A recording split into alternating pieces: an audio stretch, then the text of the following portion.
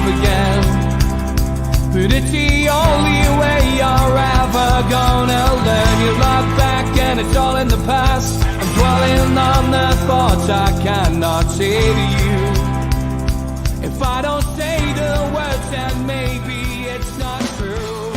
It feels alright. Wait, this is a fine bloody character, isn't it? It's a Stephen. Good evening, not to the three amigos. Stephen Keith show. I tell you what, there's not a hair in sight. Well, there's not a hair in sight. You're not wrong. Listen, at least we've got the man who laughs at Steve Hasty lookalikes, and by God, we've got a few of them. That's great. But we are assured, be joined by birthday boy Neil Mitchell, the Geordie dentist, at some point with Stu Penman. Now, anyone who's been following the Twitter, believe you me, you haven't seen the worst of it. We have been inundated, and I mean inundated, with videos of singing, of Mitch singing, of people singing to Mitch, of a few X-rated things, which I don't think I would ever want to see again. So to be honest, the birthday boy is certainly doing it in style, and this is just the first 4 hours, and he's got a full weekend of this, Keith. He's just, I mean, he doesn't realise how funny he is. He's the one bloke who just doesn't worry about what people think. You can't wind him up because he just gives you back double barrel. And when I saw them photographs today, like they were necking a glass of tequila, and it must have been 6 measures in it. And then the next thing, they had him on the chili, that stuff that they had at the Irish Centre that night, the hot chili stuff. So, and he was singing. He got up on the microphone and started singing "Ring of Fire." I said, "The only ring of fire around here is going to be your backside if you swallow that stuff."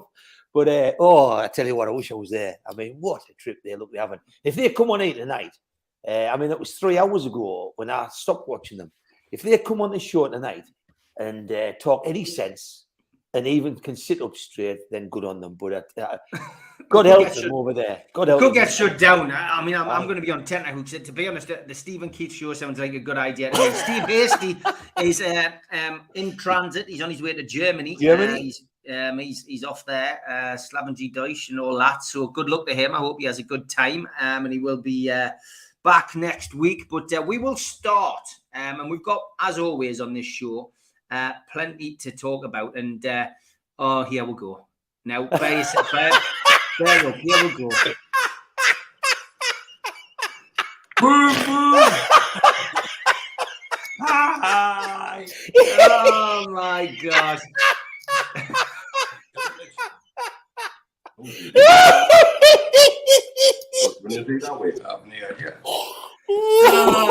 Well, lads, I've given an intro there. Fair play for getting yourself in and getting yourself on. Happy birthday to Mitch, by the way. Mitch, happy birthday, son. Cheers, mate. Thank you. And you're getting a lot of love in the chat. Lots of people saying happy birthday. And I have said that we've seen quite a few videos we don't want to see again. But well done, mate. You've certainly started your birthday in style. I hope you last the long. I hope you're treating this as a marathon, not a sprint, though, mate. Oh, absolutely. But just digging in, we haven't even hit the wall yet. Very good. Excellent. Good stuff. All right, then. As always, plenty to talk about on NUFC matters. And I'm going to start with the fact that we've heard from the owners in great depth and those who they've put in position, Keith. We've heard from Al Ramayan, which was last weekend. So we did touch on that last week. We then heard from Darren Eales. We've then heard from Dan Ashworth. And then we've heard from Eddie Howe today. And probably more communication in 1 week than we had in 14 years from the previous owner. What have you made of what the respective people have had to say, Keith? I find it all refreshing, but I find it synergized. And the reason I say that is because at one stage, Eddie Howe, at one stage, answered the question to a reporter, and it could have been taken 2 ways. He said, "I don't take a lot of interest in it." And the question was about what Dan Ashworth had said. And he said, "Not what Darren says," and they all jumped on him. But he just straight away said, he says, "To what you lot think." He said, "I'm not here to comment on what the press think." He said, "We know what we're going to do. We know where we're going." And he was just so forthright in his answers. There was no pausing. He gave relatively long answers. And when you look at what Al Ruman said, that letter came out. It's like nothing we've seen in 20 years, not just 14. I think when Darren Neal spoke with clarity, with optimism, but then the other things you hear, like Silverstone coming from Arsenal, you know, you look at one of the deals he did was to get 300 million out of Adidas for a 5-year contract for the shirts, you know, just for using the shirts. We've got Castori, who have become proficient in not delivering shirts, and when they do it with wonky stitching, and nobody has any faith in Castori no more. And the deal they pay for is equivalent to 5 million a year. So over 25 years, it'd be 25 million against 300. And you just look at it and think, that's why our FFP is a challenge. That's why we trail in the big six. And these are the gaps they're going to fill in. But when you put Al Ruman's statement down and Darren Neal's follows it, Dan Ashworth's been impeccable lately. You look at Howe today and you think Silverstone's joining, and you just think, wow, you know, we certainly get the backroom team that if we match that on the pitch, will be the biggest and the best. It's for me phenomenal. I thought, every person spoke with clarity. I don't think I could pick one of them out and say I didn't like this or this. You know, yes, they've touched on sensitive subjects like naming the ground, and yes, there's been polls gone out as to what you would call the thing, but make no mistakes. If you can get, you know, 50 million a season for the naming of a football ground, when you leave the Strawberry, or when you leave, you know, whichever bar you've come to the ground in, you're not sitting there saying, I'm going up to St. James Park, I'm going up to Aramco at St. James. You just say, I'm going to the ground. Are you ready? Are we on our way? And it won't change any of our lives, but it'll certainly impact what we see and what we witness and what we enjoy if they get these revenues in. But think about it. Just think of it before people vote. Is if they got 50 million for the name of the ground, if they got 50 million a year for the shirt maker, that's before they change the Fund 88, and they get that kind of money, the 50 million for that. You spend alone, if you're currently spending 200 million, that's another 150 million you can put you spend in FFP. So to me, brilliant what they did. It makes me excited to be a Newcastle fan. It makes me tingle at what's lying ahead, and then I look at what it can bring, and I just think it'll put us into a different league. Over to our brothers in Dubai.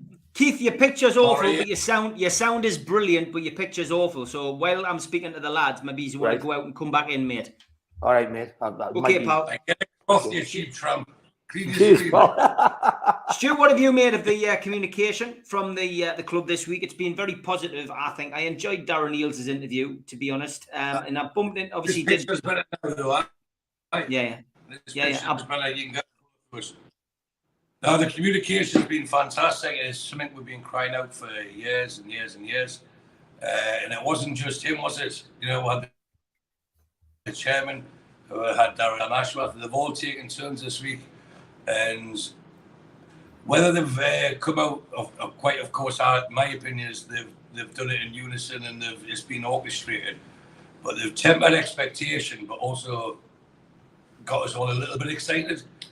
And there's a phrase I want to use, I would use, it's like, they've done enough to get us, like, galvanise the fan base and think, like, we are with you, which to me tells me there's I hate to use the phrase imminent, but it sounds like there's you see, Keith, get off, man, we're both out of the That's because we've got broad shoulders. Yeah. Hey, God, hey. Right. No, just having a laugh. But seriously, the galvanising the fan base and saying, look, but also prepping them to say, we're going to make changes. We want you on board. And what a right time to do it after 2 results like we've just had.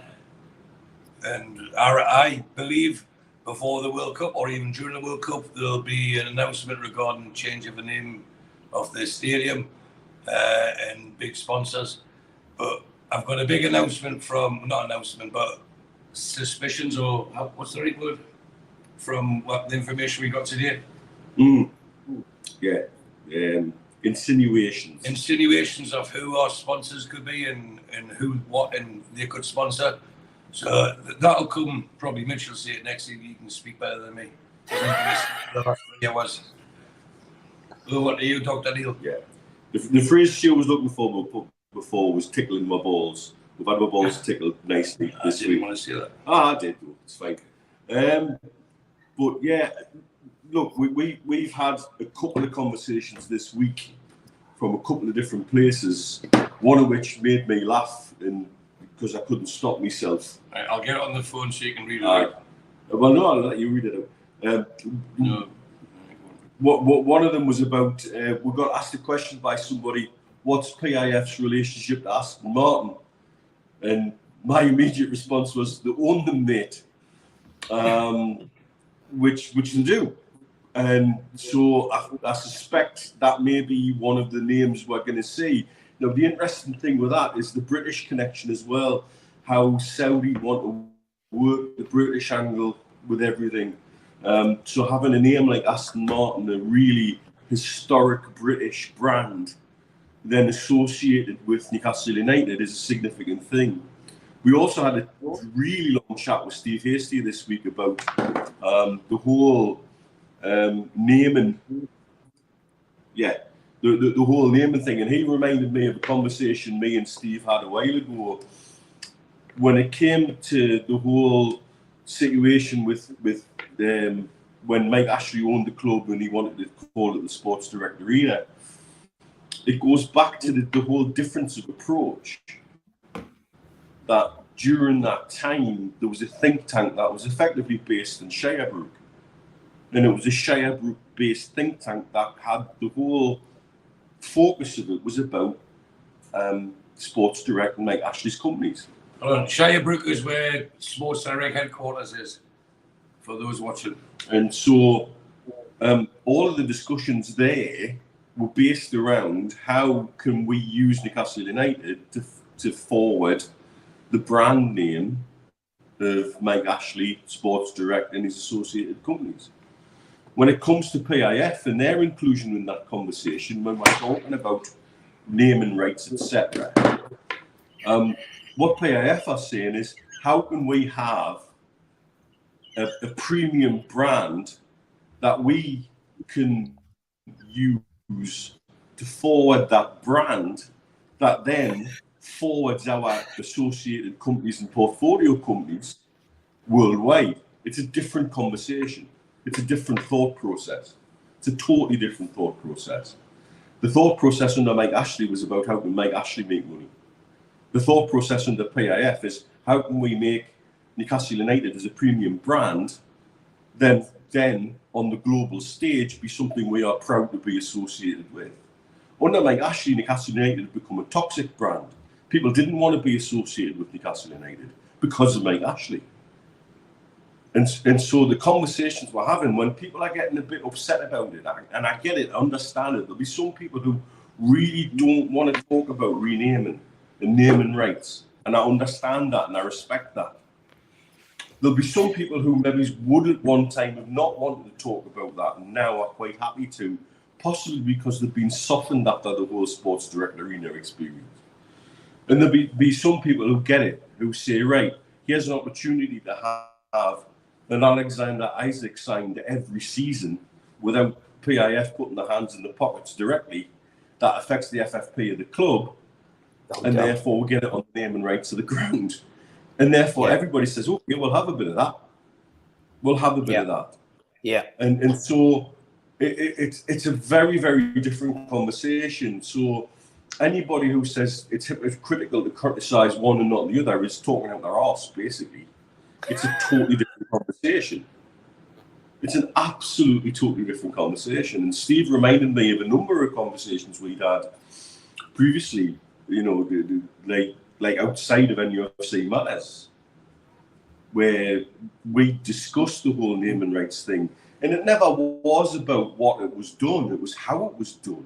You've got to remember that Ashley did this on the back of, he bundled it in with all the Saka manager as well. And he bundled it in at the end of it, or at the start of a 2-week international break, whereby you hope everything would have calmed down by the time the next home game rolled around. And we were used to that. We used to use that all the time. You've also got to remember the guys with the crowbars turned up without even the media person at the club knowing about that on the same day. She was getting phone calls and she's going, what the fuck?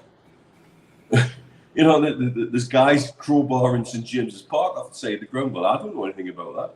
Because they didn't. They blindsided everybody, absolutely everybody, with that.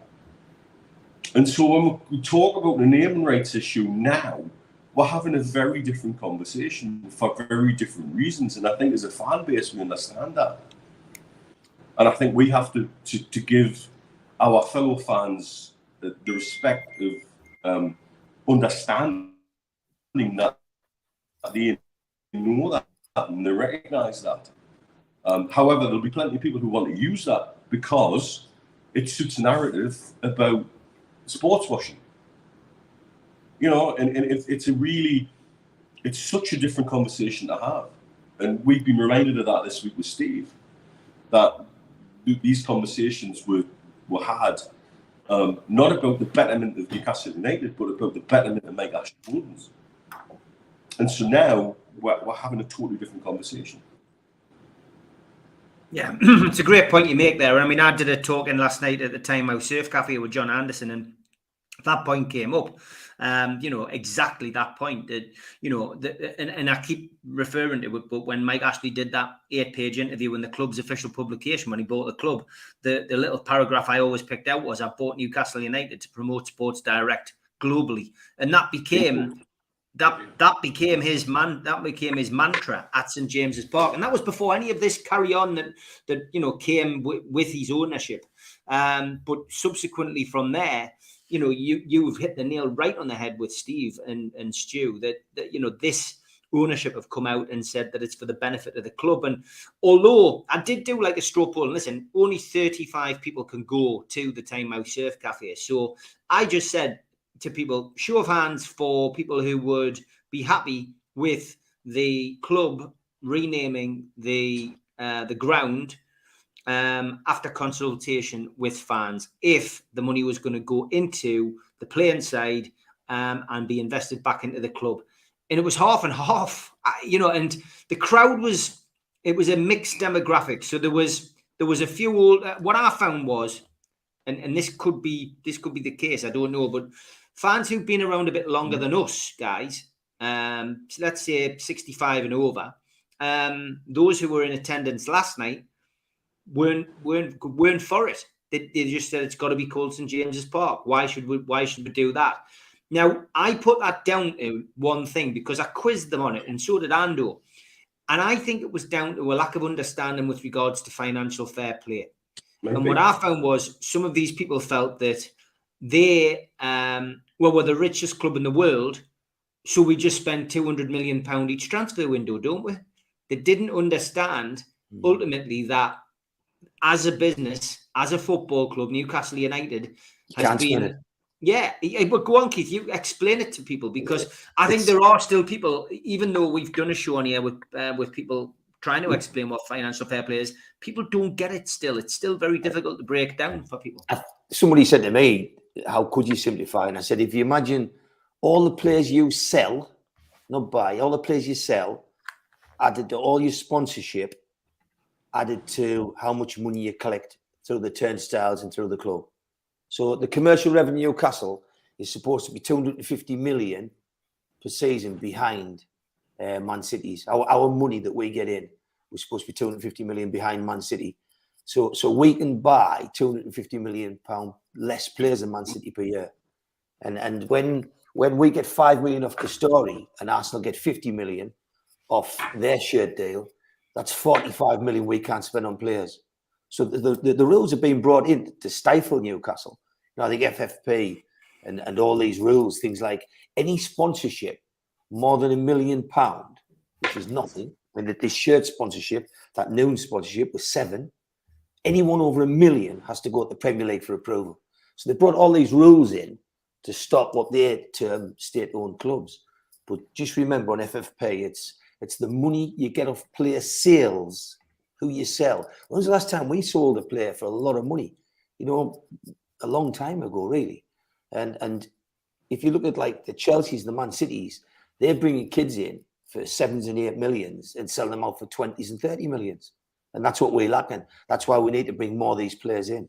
And even if they don't make it, if we can make sales, that adds to it. So the scouting is a big thing. The sponsorship, once they've let you have them, but PIF will get around all their silly rules of what you can have.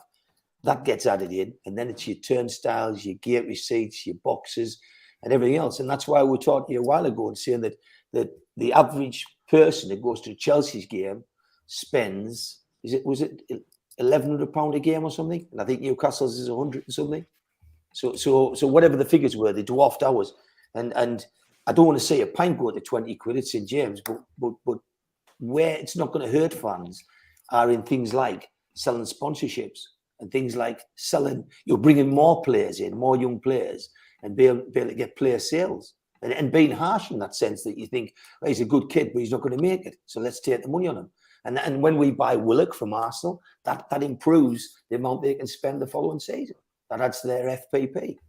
So if you go through it all, it is quite simple. It's just your revenue, and we just haven't got enough revenue.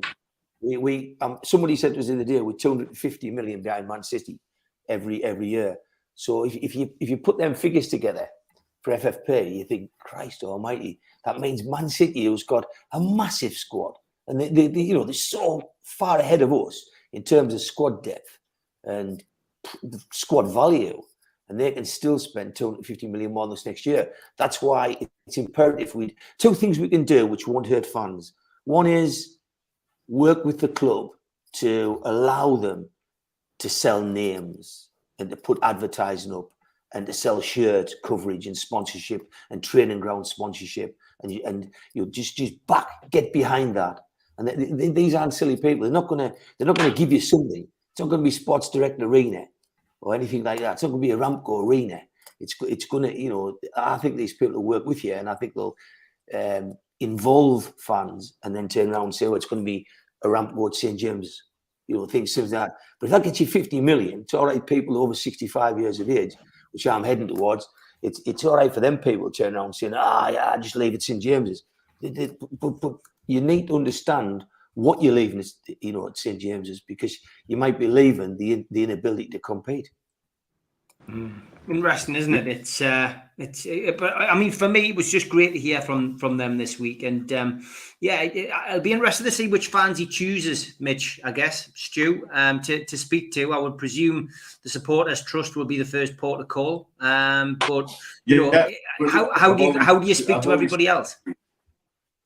I've already said this, Steve, that the trust has to be involved simply because they've got a body of membership that is ratified, etc. But they don't speak for everybody, they only speak for the members. There are so many more supporters of Newcastle United who have a valid input in Newcastle United who are not members of the trust, so there has to be another way to speak to people. Season ticket holders are shareholders, they're stakeholders in the club. They've got to be spoken to, and they've got to be reached out to. There's got to be a way to reach out to more people via town halls sort of settings, and these days when so many things are available online, and you can do things through Zoom and through Teams and things like that there has to be a way to reach out to as many different sections of the Newcastle United supporting community as possible. And certain people may feel they should have stronger voices than others, but my opinion is nobody should have a stronger voice than anybody else. They need to take on board the thoughts of everybody to try and get to the common denominator of the average fan of Newcastle United. And that's a very complicated thing to do. We know that. Good God, we've tried to do that over a number of years. We know how complicated that is. I think I'd actually quite rather try and land something on the moon. But at the same time, there's got to be a way to try and get that feeling of the zeitgeist of the fans, to use a phrase that I don't particularly like. But they've got to find a way to try and get into the heartbeat of the fans to try and look at where we go forward with something like a name and rights issue. It's not an easy thing to do, and I don't envy anyone, but we've got people in place like Darren Neal's far and away, when you listen to how he talks about how he wants to look at things from a fan's perspective, is almost certainly the right person to have leading that. I want to listen, isn't it? Absolutely, he wants to listen. He wants to hear the voice of the fans from as many different people as possible. And so I think we've got the right people in place to do that and to do it well and to do it right. I think as a fan base, I think we're probably more receptive to all sorts of new ideas in the post-Ashley era. It's not rocket science. It really isn't. We know from stuff we've done. Steve Hasty would tell you that. Colin Whittle would tell you this. Bill Corcoran would tell you this, and many, many others who were part of the transition from NUFC to NUST, going out doing roadshows, reaching out to fans in social clubs and working men's clubs, and going to pubs and holding talkings and listening to people. Newcastle United fans want to be heard, and even if they disagree with what you think, if they feel that they've been heard and they feel like they've been given a fair shake of the dice and they feel like their position's been taken on board and you're going to go in a different direction, but you can explain to them why, they'll go with that. And that's not unreasonable. That's just treating people with respect. And as fans in Newcastle United under the Ashley era, we had very little respect. And that's why people like me and you and Keith and Steve Hasty and Bill Corcoran and Colin Whittle and on and on and on and on spent so many years of our life trying to fight the Ashley regime. Because we knew we weren't being heard. We knew they didn't give a fuck. You finished? Nearly. Okay. It's a good point, though. It is a good point. Yeah. I am now. Go on, Stu. Well, I was going to agree with Keith. He said 20 with a pint because we bought a pint, it was 2 and 6. So I'm going to have to say with Rich. No, but and I also like the way that Keith said, like the over 65s, you just sneaks under that bracket as well, doesn't he? The over 65s think this. But you have to have, oh, the strippers in. Sorry, my wife's here. You have to have the. You have to have the concept where you think, right, things have to change, but change for a reason. Yes, everything changes, but you've got to change for the positive. And we've had the Mike Ashley, we changed, and it was all self-governance, and it was all for his benefit. But the new ownership have made it quite clear, if they are changing things, which are sensitive subjects, shall we say, it's for our betterment, and it's for our future, and it's to make us better, and there's ways of not cheating, but fighting these FFP rules and all these things that get put against us. It gives us the siege mentality. And for me, we should give them carte blanche.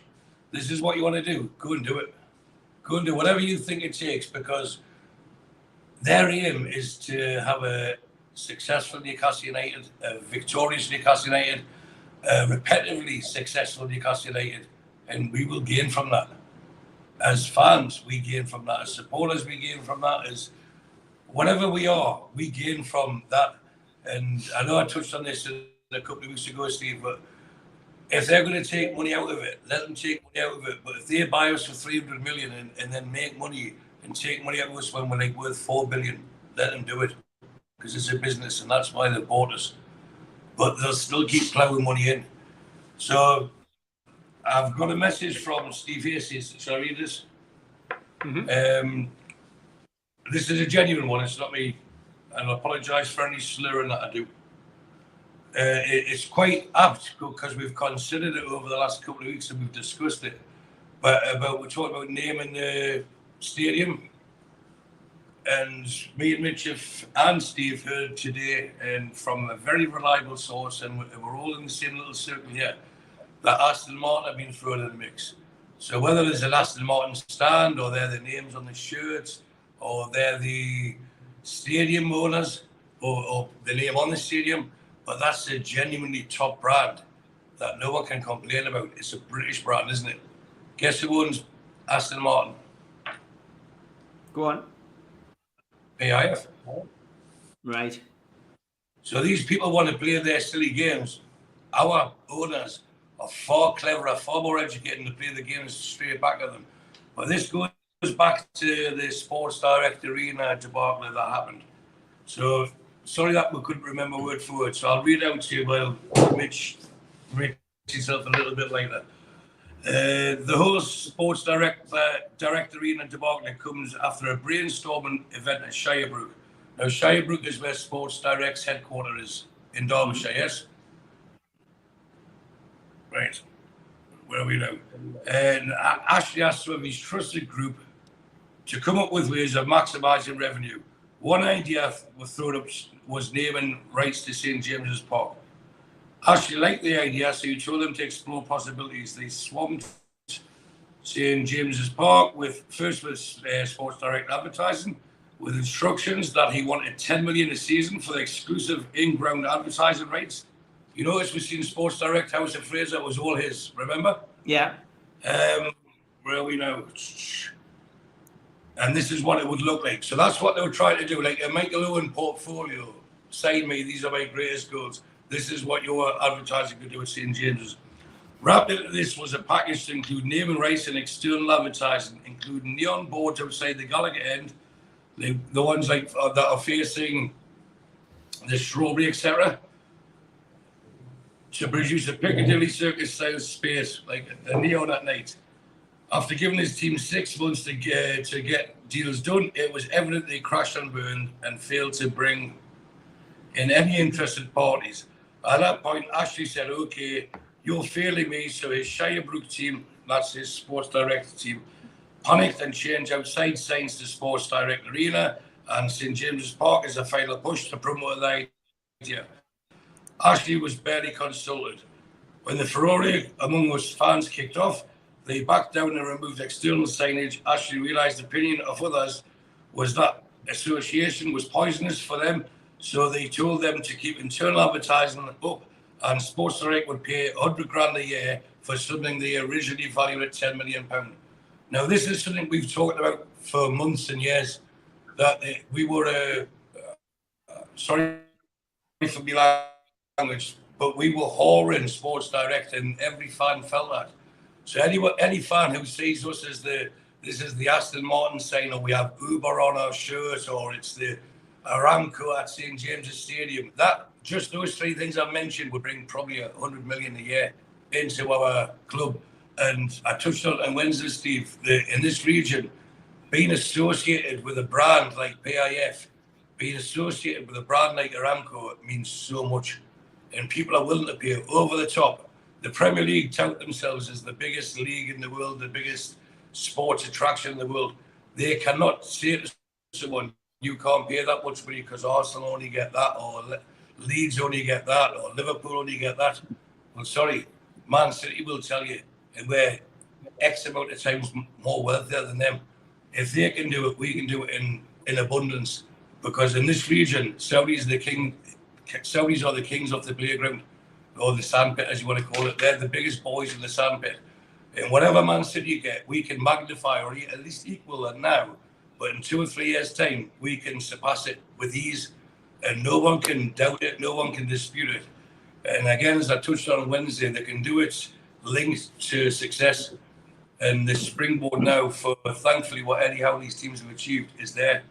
Top half finish will give you extra. Top 8 finish will give you extra. European finish will give you extra. And it's there.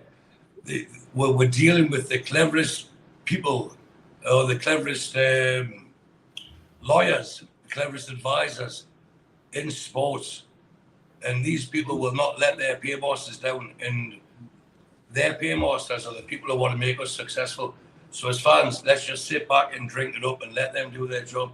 Because I promise you, they will not stop until we are massive. And even then, they start enjoying it and then ensure we stay massive. I think the other thing I'd add to that as well, mate, that the Premier League can't say to somebody like Noon, your shirt sleeve sponsorship's not worth that. because they don't have any presence in Europe. There's no presence in the UK. There's no presence in Europe. It's a Gulf-related industry. What they're prepared to pay to get their name on our shirt for exposure in this region is worth a hell of a lot more to them than, say, somebody sat in Milton Keynes putting a shirt sleeve sponsor on a Premier League football team. It's a different beast. How do they assess it? How do they tell us that they assess it? And for me, that's all bullshit. They can't assess it. They can't tell them what that is worth to them without having a kind of conversation that actually probably impinges on their business in terms of their business confidentiality. So it becomes a really moot point about what stuff's worth and what It's under fast. No. You know, it really doesn't become a conversation that it's easy for the Premier League to have with any sponsor about what sponsorship is worth to them, because it isn't. Okay, I'm going to play a little video. Now, Mr. Vicky's, as you know, do sponsor this show. And last Friday at the food bank event, we did manage to do the challenge. I did it. Steve Hasty did it. And so did Steve Wilkinson. And let's say it was with some split results, but I think we all agreed that the King Naga was the hardest one. But this one is, let's see, I've got to get this set up first, guys. Bear with us. This one is me, I think. Or is it Steve? Here we'll go anyway. Right, okay, here we are at the Irish Centre, Right. For the official takeover party. Now, as promised, we said we would do Mr. Vicky's.co.uk's sources. Now, we are men of our words. We'll put this off, Steve, for a long time. Now, first you've got Banano Habanero. Yeah. Now, I'm not going to tell you how much to scoop, but because I think it's going to be hot, whatever you have. I think but, it's going to be hot as well. right, okay, go for it, Steve. Right, okay. We'll have a spoon of it. See what it's like. Bananas, I reckon. Does it smell nice? Does actually, aye. Right, okay. Right. Bear in mind, do not try this at home. You're not supposed to have these sauces like a dessert. Oh, you could eat that as a dessert, mind. Genuinely? But honestly, that is. I'm going to have another one of them. That is, honestly, that is really nice. I wouldn't want Steve Hasty's wife in the morning when she's queuing for the bathroom. Well, I had chili for dinner as well. You had chili for dinner as well. Okay, Steve. Oh, that is, honestly, that is really nice. Okay, so the banana... Hang on a minute. Right, it's time to go to Blowhole Breweries. Yes, aye, right. Now, Thank what's God that we one? got this. That's all Yeah, I can Blowhole say. Brewery. Right. Blowholebrewery.co.uk. What's the beer? It's the Blowhole Black and White Army one. Black and White Army, okay. You need a swig of that. So I'll have a swig of this. Clear your Wash mouth. it down. Cool your mouth down. Right. What's that like? What? That's canny, that. Right, that's canny. Good stuff. Yep, like that. Yeah. Drink that. I don't know whether I would drink it after a mouthful of... After banana habanero from Mr. Vicky's.co.uk. Exactly. Right. King Naga next then, Steve. Right. Now, I think this is the hotter one. It looks hotter. I suspect it could be. Looking at the oil on the top of it, I definitely think it could be. So, Yeah. what's it called, Steve? King Naga King from Mr. Naga. Vicky's.co.uk. Right, okay. I'm not looking forward to this one, I must admit. It looks hot, Steve. It does, aye. Right, spoon of this. How well then? As you see, we've carefully placed Steve next to the toilets as well. And now I know why. What's that one like, Steve? I noticed you're not going with a second spoonful, Steve. No. Would you like... Shall we just say it? What does it call a fire engine? Shall we just say it? Steve Wilkinson's here, he's offering the disabled king. He's offering to take us up the RVI. Right, do you want to No, open... that does have a Do you want to open Geordie Juice then, which is from blowholebrewery.co.uk? I wish somebody had opened it before. To get quick, Christ almighty. Hang on. I think my contact lenses are popping out. So is it safe to say that MrVickies.co.uk do hot sauces? Yes. Right, let us know what this beer's like. We'll finish off the challenge with this beer.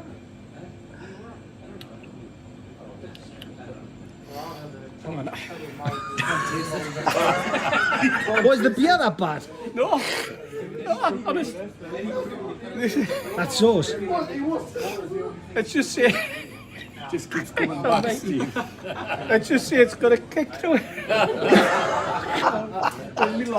Hey, Steve Hasty, well done, mate. You have taken the MrVickies.co.uk challenge and the beer challenge. Well done.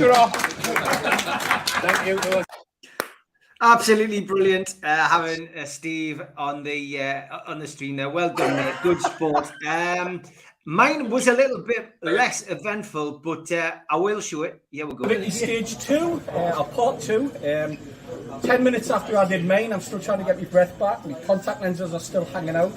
But it's Steve's turn. So, Steve, the first one you're going to go for is going to be the banana habanero, I believe. Yeah, from MrVickies.co.uk. Fire away.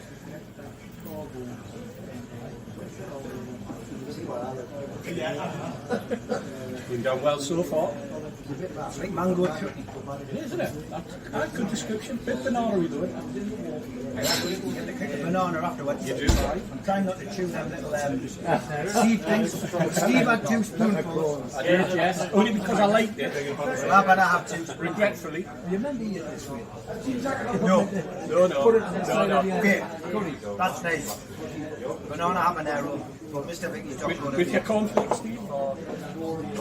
I would have that with some nice cheese. Right. And crackers. So anyone wants to donate any cheese and crackers to the next event, quite happy to do a taste test. I don't drink beer, as you know, so I will promote the beer still. Yeah. From blowholebrewery.co.uk. Thank Geordie you for the juice beers. is there. Black and white. Geordie juice. And the Geordie juice is in the old granola cup. So, right, Steve. Nice one. Any tips for how to eat this? Yeah, just don't. Just don't. Just best of luck. It was nice knowing you, Steve. All the best. King Naga.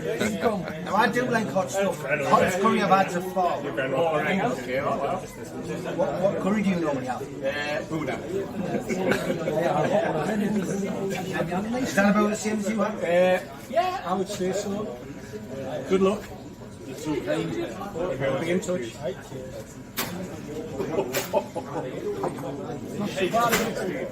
You've recorded the morning's program already, haven't you? You're not going to be able to speak. Waiting for his beard. It's all kicking in yet? In the pocket tonight so far. Oh, you're all right. So far so good. Yep. Good luck. What's it reach? It's when you start chewing the seeds. Yeah, that's right. And when it starts to get down the back. You take your top of it. Right. Now that's on my lips as well. Yeah. It's starting to burn. Yeah. That's hot. That is Put your finger where Have a little drink, Steve, just to cool your mouth. No, because that doesn't work. That's absolutely roasting. Now my mouth is on fire. Yeah. Literally. Another seed's just come out of one of my teeth. And I've chewed that. How are your eyes? Not yet, but it's coming. When did Mr. Vicky die? Right. He took me out here the size. 3 times the size. That's absolutely boiling hot. It is, isn't it? Now, if you know, like the kettle boiling, it feels like that. That is definitely living up to its reputation. King Naga is definitely one of the hottest sauces I've ever had. I am now going to have a drink. Vodka lime soda from Tyneside Irish Centre, served by the lads. Got ice cube in it as well. See if that does anything. I'm sure that'll calm it down, Steve. God, it's made it worse. That's hot, lads. It really is hot. Here, so, I can still talk. King Naga from MrVickies.co.uk. Banana habanero, MrVickies.co.uk. And then there was a hotter one. And the 2 beers from the blowholebrewery.co.uk. Get that. I'm going to have to cut the video. I'm not going to be able to talk about it. Well done, mate. Brilliant stuff. And I wouldn't be doing the challenge justice if we didn't show Steve Wilkinson, who decided to brave up and have a go as well. So here we go. Yes, Steve. Jory's here, Jory's there. Now I'm going. Jory's gone. Steve Wilkinson on the challenge. He just went Looking straight for forward to the seeing what Steve's naga. reaction is. Yeah. We'll not see you on Wednesday, Steve. Steve's going back in for a second one. That.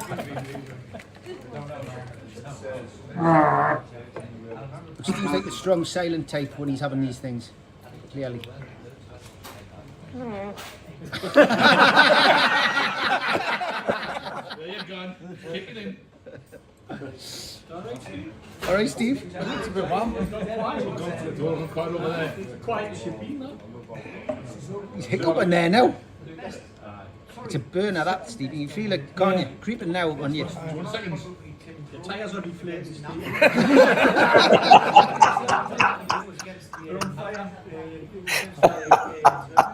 What do you make of that, Steve? I wouldn't like a plate for it. So that's the king nugget. That's the king nugget from Mr. Vicky's dog. Is that a hotter one? No, that's the cool. That's the cool one. Do you want to try the banana one to cool your mouth Oh, I've down? had the banana one. It's tame. It's tame.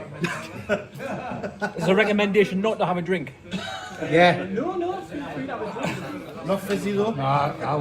Well, it's Fizzy's what yes. Now there's sort of flames coming out of me tonsils. Yes. So would you recommend it, Steve? Is it a hot sauce? I recommend it to be worst enemy. .co.uk King Naga. Brilliant stuff. Well done, lads. Well done. We did the test pro. I mean, look, lads, you're not supposed to eat it like that. Obviously, you can mix it in with food, etc. But MrVickies.co.uk, we did it. Thanks for sending those sauces, mate. I've got to be honest, that naga is one that it's a creeper, and I was still feeling it the next morning. It still felt as if it was making its way down. But again, you're not supposed to have a spoonful of it like that. But absolutely brilliant, great sauces. Get yourself on the website and order some today.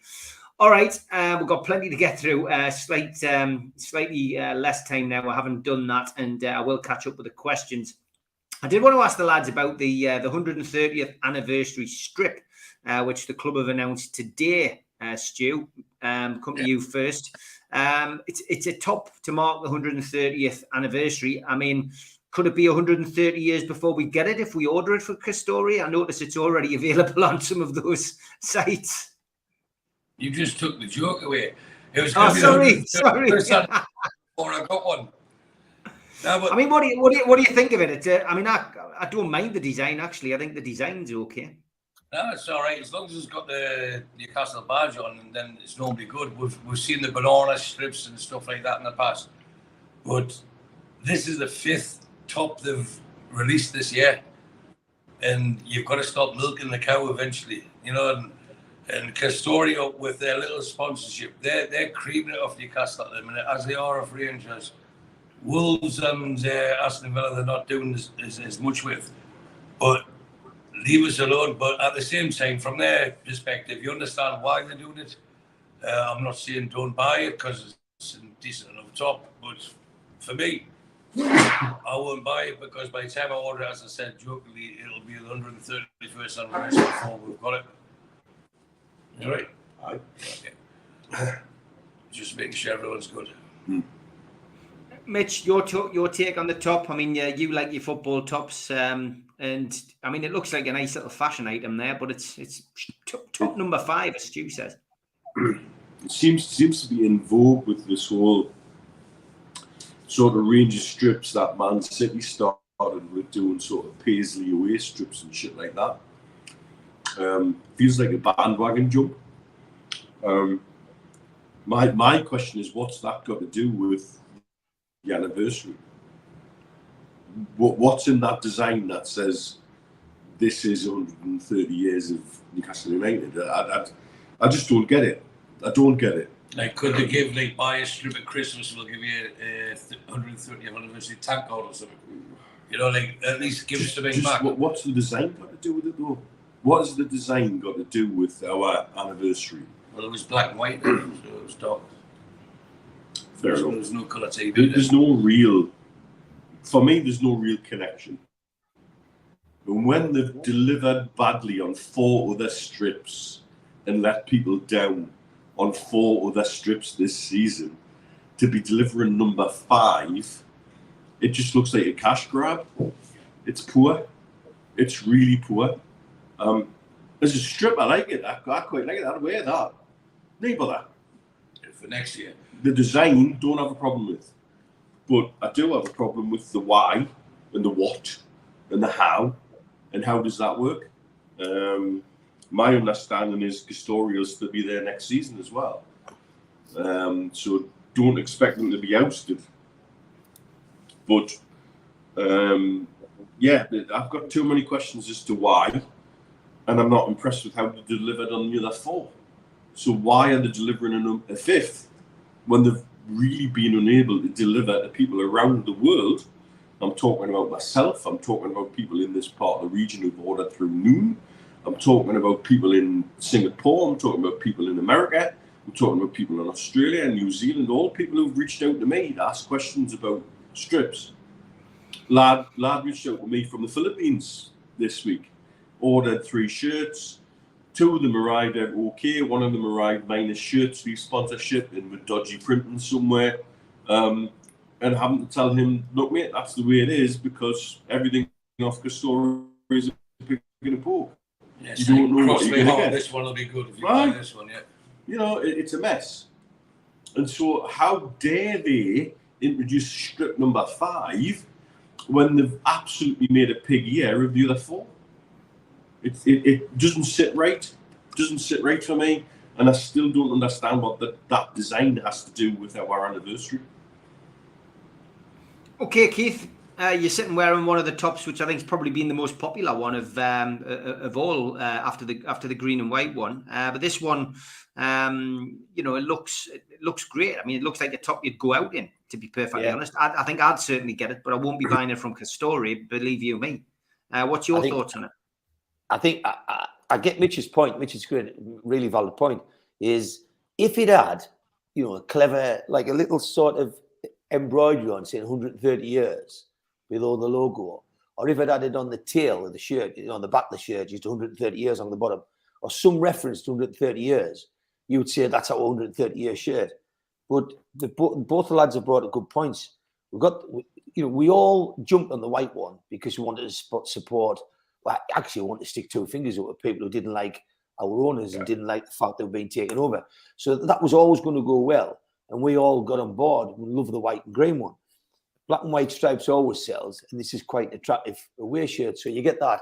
And then it's funny because when it's nearly unacceptable in any contract that if you present 3 shirts to a football club and you've only got 19 opponents in a season, that you can't get those 3 shirts to be different to all of the 19 teams. It's one of the basic rules of football shirt design. Is you sit there, you look who's in the league, and you say, right, is anybody playing in? And logic this year said one of the shirts should have been a Brazil shirt. You know that Norwich are out of the league, and if you'd done it, you'd have had massive buy-in because of Joe Linton and Gomerish, but also Isaac for Sweden as well, yellow and blue. But yeah, and so if you put a yellow shirt on, but let's take away from that. How the hell did they come up with a black and white striped shirt, a blue shirt, and a white and green shirt, and a clash with Brighton's? And that's a complete own goal. So then they come in for shirt number 4. As it happens, I got somebody sent us shirt number 4, but I'd already ordered one, and I gave it to my brother because it's got time raging. It's like a good shirt to go out in. It's like ice blue. And it's got a good lot of artwork on it, if you know what I mean. So I bought it for that reason. Look at that shirt there, definitely going out material. You know, like you go out with that. It's not in your face. It doesn't look like a football shirt. It looks like something you could wear with a pair of jeans. You could go out in. But from a company who couldn't deliver a letter, you know, they couldn't send your nana a Christmas card and start in October. They just are incompetent. And is the stitching going to be any better on this than what's on the other shirt? So first thing I'd say is, yeah, I'll buy it, but I'll bet you DHgate sell more shirts than Castori in that black and white one. And, It's already on bet, there. well, there you go. I was going to say it, and I bet you get it quicker from DHgate than what you get from the thing. The last thing I'll say in defence of the club, I don't think Newcastle United, our football club, are pulling the strings on the custodial deal at the moment. I don't think the club would have had the final say on we're going to bring a fifth shirt out and hit the fans' pockets. So before we attack the club, I think you've got to stop and think, I think this is Custori, knowing they might be on the way out and filling the boots. And like Neil says, milking the cow. Stu said milking the cow too many times. So I think the club will be sitting there going, oh, Christ, they're bringing another one out. And I think the revenue you'll get off that will be minimal. You know, whatever the club get kicked back off Custori, I think it'll be minimal. I think that contract will pay up front, and I think the contract will allow Custori to do what they want when they want, as far as shirts go. So don't attack the club for this. I think this is Custori sticking two fingers up at us again. And you know, can you blame fans who go online and buy the shirt from somebody who delivers on time? Has anyone heard the rumour that Mike Ashley might have sold the badge out to Custori? Because I've heard a rumour that might be the case. I heard another badge is coming. Sorry, Mitch, say that again. That's what he did with Rangers. Rangers don't own their own badge at the moment. So it's very easy to jump and say he's done the same with us. My understanding is that's not the case. But do you know what? I think if I was PIF and if I was the current ownership group, for me, I would be changing the badge anyway. I think it's time to put our own mark on everything and dissolve anything that is vaguely associated with the Mike Ashley era. He maybe has sold something like marketing rights. We just don't know, and that's the problem. And it's all right to say that Custori are doing this and Custori are doing that, but anything that is put out with our club badge on is our club's problem, whether they like it or not, and they should be doing more about it. Good point. Good point. Lots to talk about. Still an hour to go, and then Mitch's birthday really will start livening up. Big thanks to him for coming on and for Stu to keeping him relatively sober. It's amazing to see. Well done. You've done well, lads. You've done well. As always, we've got... Yes, please. And then on the backside. Fantastic. It's time for Tweet of the Week.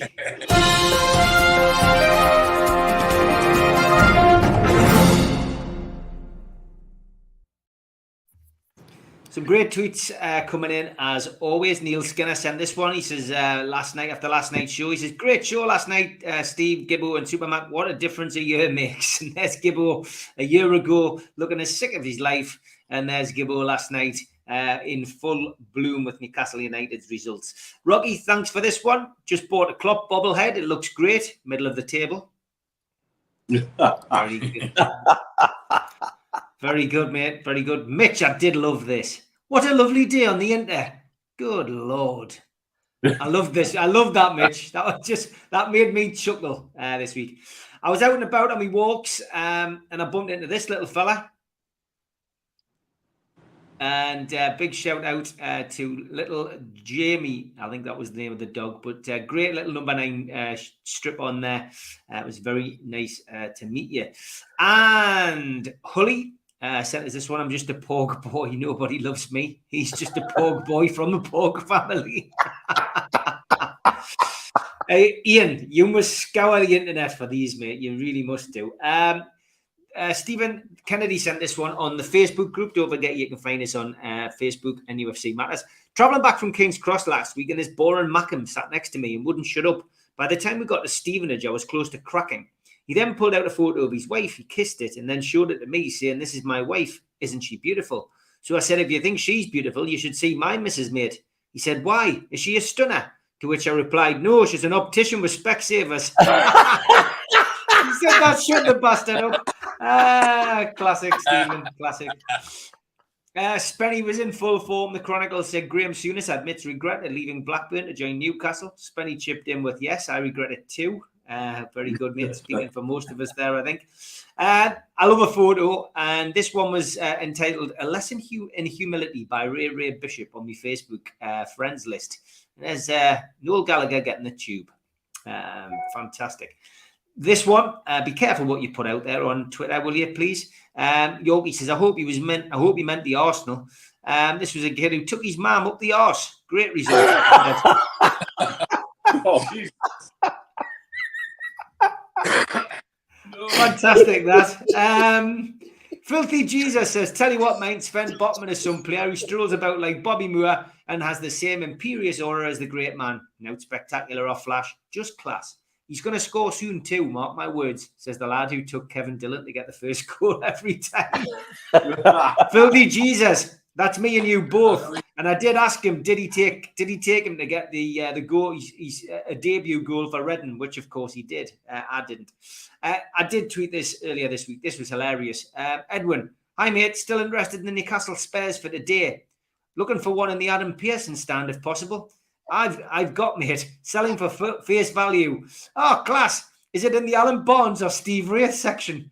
Alan Barnes, pal, says the tout. Unbelievable. That did tickle me, that. It just shows you the lengths these people go to.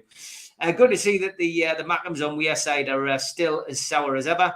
Not an anniversary, no sports washing, no club contribution, nobody killed, just fans chipping in. A fair play to young Adam for chipping in with that one. I don't think anyone was killed from the flags display at St James's Park. Very good, Adam. Very droll. Northern Rock said, heard a fantastic story that can never be retold. Unfortunately, it involved a lad's trip to Amsterdam and a mate unaware that he was in fact AWOL and living with an Eastern European tramp on the streets for 2 days. That would be an interesting story to hear. Julie, it was good. That person who sent that tweet was on a Boxing Day piss up with me and Mitch. Oh, well, there we go. You might get the full story then. You have to get him on. And it was a 12-hour session. So Yeah. All right. Jules, this amazed me. For such a petite young lady, a light breakfast before we leave. Wow. Unbelievable. Where was that, Julie? You'll have to let us know if you're in the chat tonight. And Jimmy Moore, thanks. He said, when you die in the morning. It's an incredibly big nose, Jimmy. And Talk Sports said, fair play to Newcastle fans for poking fun at them with the banner. Lots of photographs of that. Mark, thanks for this one. The Fraudulent Millionaire. Payoffs, not playoffs. And a photo of our former manager. Steve Bruce, yeah, it is, isn't it? It's really good, that. Quality. And where are we next? This one. Nice to wake up to this after a win. Well, I would be embarrassed if I was 2-0 down to Swansea. Lauren goes, we're 2-0 down at Swansea playing some absolutely shocking football, yet we're still not the embarrassment of the North East. God, it just makes you laugh, doesn't it? Spenny's noticed the cows are getting smaller. Very good. And this one, I had this one last week. Yes, I was drunk that day, says the dog. As Ian, I'm sure you're making these up now. Kenny Dick from Metro Radio says, Sam Fender, straight to the point when asked how many points and how the Mackems are doing. You went 17 going under. Very good, Kenny. Very good. I see what you did there as a DJ. And Rocky Toon says, due to the current economic crisis, Chris Rea has decided he's staying where he's at and won't be driving home for Christmas as he can't afford the petrol.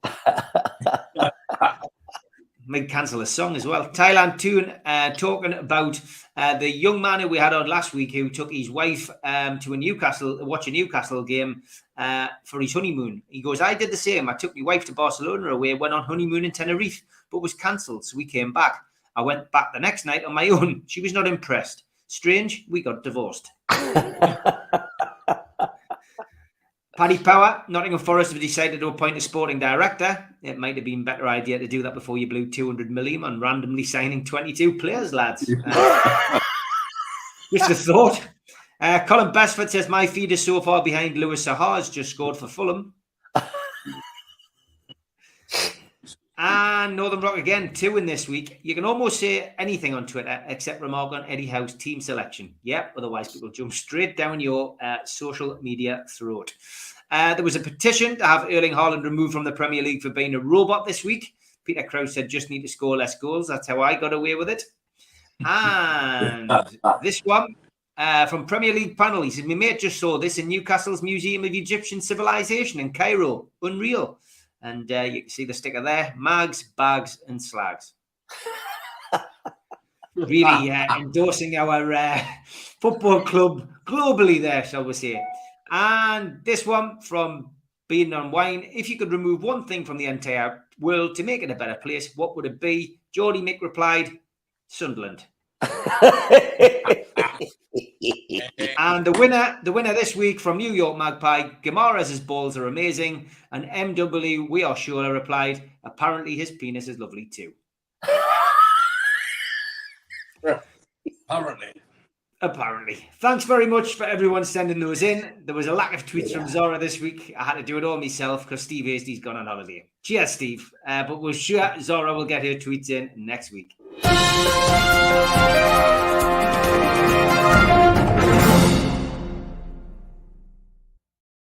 And it's a happy birthday not only to Mitch, but an ex-Newcastle United player. Do you know who it is, Mitch? Andy Cole? Or is that the Murray? It's not Andy Cole. No, a little bit later than that. A Frenchman. Laurent Robert. He got hit in the face by Laurent Robert. He got hit in the face by Laurent Robert. Olivia Bernard, happy birthday to you. He's been on the show before. Great lad, Ollie. I hope you've had a good day. And yes, please, says Mitch. Okay, and we'll go for a slightly different topic. And it's War Flags tweet that caught my eye this week. He goes, how do we go about slowing chants down at games? Many seem to be in a race to get it finished. Some fans are still in Collingwood Street, while most other fans are in Bladen. What do we do? Now, Rich Oliver, who was from the same school as us guys, same age group, goes, you're wasting your time, lads. We can't even get We Love You Newcastle right these days. Bloody kids. But it's an interesting point, isn't it? Songs. Now, we haven't had much to sing about, Stu, for the last 14 years. The players we've had, haven't been good enough to have songs. And there's been a complete apathy around the ground. Suddenly, we have a new era. We've got new players. We've got a whole host of new songs. But the basics for the Bladen races and We Love You Newcastle are both being changed by the younger generation. Now, certain songs have become defunct, don't get used. I remember the other infamous song, We Hate Nottingham Forest, We Hate Liverpool too, and Leicester. We Hate Man United, but Leeds, We Love You. That one has now changed. It's now different teams have been added. So I'm all for progress. I'm not really that fussed, but I think some songs should be left as they are. The Bladen races are the Bladen races after all. What do you guys think? Stu, start with you. I'm agreeing with a lot of things you say, but I have to disagree that I'm the same age as Richie Oliver because I know he's past his 60th birthday. He's in the Keith bracket. Yeah. He's in the Keith bracket. We're below that.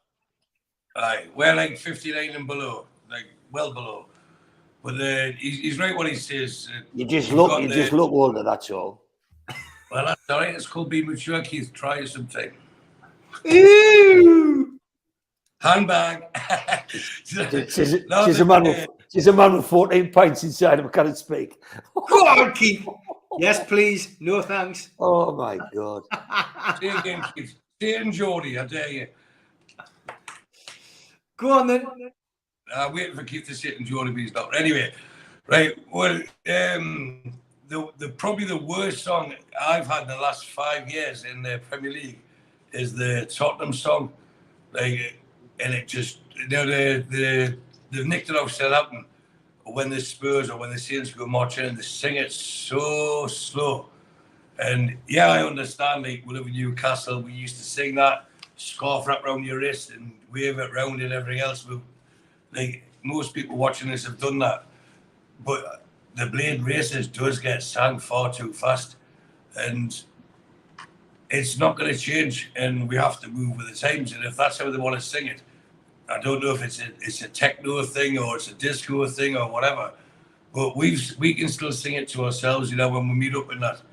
We can still sing it slowly to ourselves. Say, remember the song was sung like this. But you know what I'm talking about there? Oh, when the Spurs. It's like a. No, I swore this. Like, but it is. It's like a funeral. It's so slow, so slow. So I can understand why the youngins want to speed things up, but also with Richie, with the Blade and Races, that's our song. And sing it, learn it properly and sing it properly, or don't sing it at all. So that's all I'm going to say, because I'm getting a red card off Mitch next door to us, so he's going to speak now. Go on then, Mitch. I mean, I had this at the last weekend, when I was in Brooklyn with the Geordies watching the game, and people are trying to get stuff going, to get the Blade and Races going, then I can rattle off various verses of it, and people don't have a clue what I'm talking about. And so that frustrates the living daylights out of me. That, you know, it's not just the basics of it about going too quick. People are going too quick and they're singing the wrong words and they don't know what the next verse is and they don't know the verse after that and they don't know the verse after that. And I'm sorry, this is something which is part of our tradition, heritage and culture, and it needs to be respected as it is. And it's really frustrating to see it, the word I want to use is bastardized into something which just doesn't work. It doesn't work for me at all. Going too quick, not singing it properly. And it's not just that either, it's the We Love You Newcastle as well, that irritates the life out of us. And I get that things change, and I get that the way we sing things will change over time, and different sort of sections of the fan base will change, and how we do stuff, and the people before us probably frowned on us the way that we frowned on some of the people after us.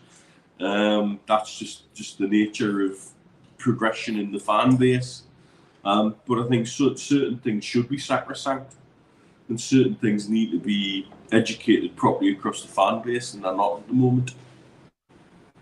Keith, what's your take on the songs? I mean, yeah, at home games, certain areas sing, not the whole ground sings, but away games, you know, we all have to get our vocal cords warmed up and know the songs. And there has been a few distinct changes to some old classics.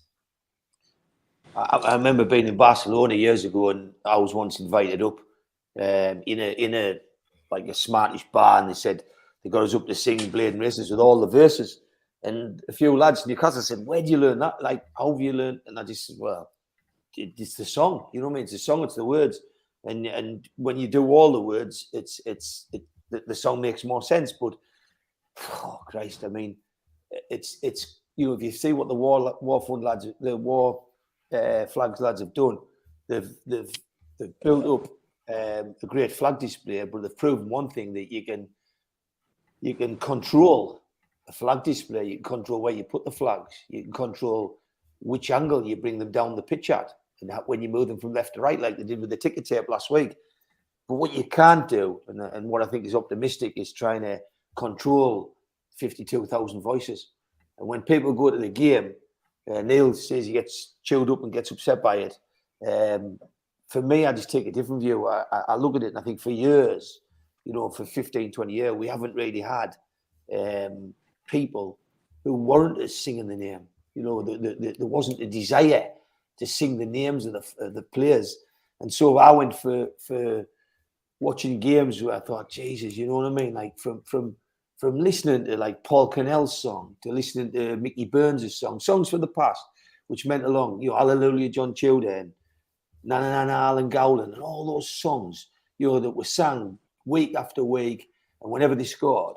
We've gone for years and years and years where really players haven't warranted these chanting. Now we've switched, and we've got Almirons getting absolutely, you know, back to the hilt by the fans. Maxi come on last week, and the crowd went quiet, and all of a sudden a big chant went up singing his name. Pope gets, for a goalkeeper, I've never known a goalie get as much song coverage. I've never seen anybody get as much song coverage for a goalie than Pope. Bruno gets chanted every time he touches or looks at the ball, which rightly so. And Joe Linton's song just echoes round the ground. So I've got to say, I'm different to the lads. I don't get excited or bothered, and I think you've got very, very little chance. If I've seen it said tonight on here, it's younguns, but they're the future. And if younguns want to sing it fast, so be it. If Tottenham want to sing their song slow, so be it. You'll get what you get. You'll not change 52,000. You go in there, it's a flash, something happens. I tell you when the best atmosphere is when it's unplanned. Like when like a flag display is sometimes best when it's planned. Atmosphere is best when it's unplanned, unrehearsed, and when it's voluntarily, it just comes out. Things happen in games, and all of a sudden, people strike up a song. That's it, and that's football humor and football banter. So for me, you just got to get used to it. It's who's going to conduct it? Who's going to listen to the person that wants to conduct it? For me, let it up and enjoy it. And it's typical that we've had poorer atmosphere for years and years and years. As soon as we've got fantastic atmosphere, we're criticising the time, pace, or tempo. I think just let it happen, lads. Yeah, it's a good point that, for me, I just think, it's sporadic, isn't it? It just happened. It happens when it's supposed to happen. That's the bottom line. So, yeah, there's nothing you can do about that. I think they have bitten off a little bit more than... It's because of marching powder. Well, yeah, it does play its part. There's no doubt about that. Class is... Colaccini is You're the Love of My Life. I'll be the that was the one that was getting sung up until the takeover, to be perfectly honest. Don't forget, get your bids in for the Steve Howie t-shirt. It will be signed by Steve Howie. It's for the food bank. It's pinned to the top of my profile at Steve Wraith on Twitter. You've got about half an hour to get your bids in for that. Going to get a snip if you can get in now and raise some money for charity. John's clue this week is 13 Newcastle goals. 13 Newcastle goals. So jot that down and we'll give you your next clue next week. Okay, as always, plenty to get through in the last 40 odd minutes of the show, and we'd like to have a laugh with Elliot.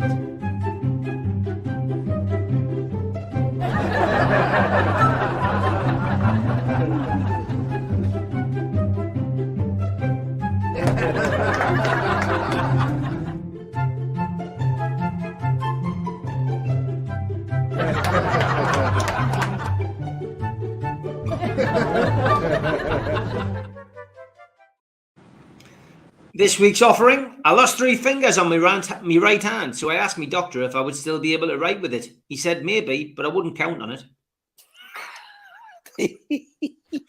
Very good, Elliot. I did like that one as well, but I always like it. I always like them. Okay, next topic is this. I've kept these simple. You can tell for the lads this week. Stephen Kennedy, in response to my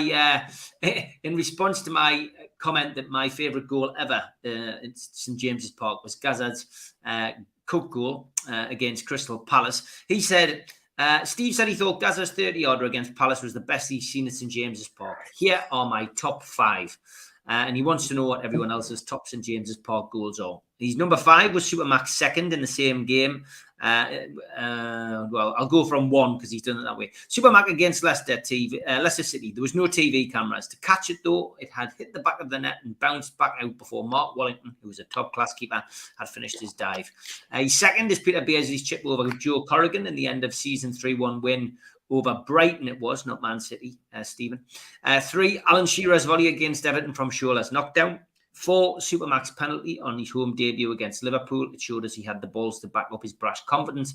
And 5, Supermax second in the same game. He did a Bruno-esque turn to sit the defender on his backside, rolled it a couple of yards forward and nearly ripped the net off with what turned out to be his trademark left foot hammer. After the coolness he showed over the penalty, this announced his arrival in the Big Boys League, and we were all hooked on a new hero. So, Keith, I'm going to come to you first because I gave you a heads up as to what you were going to say. What's your favourite all-time goal at St James's Park, mate? It's tough.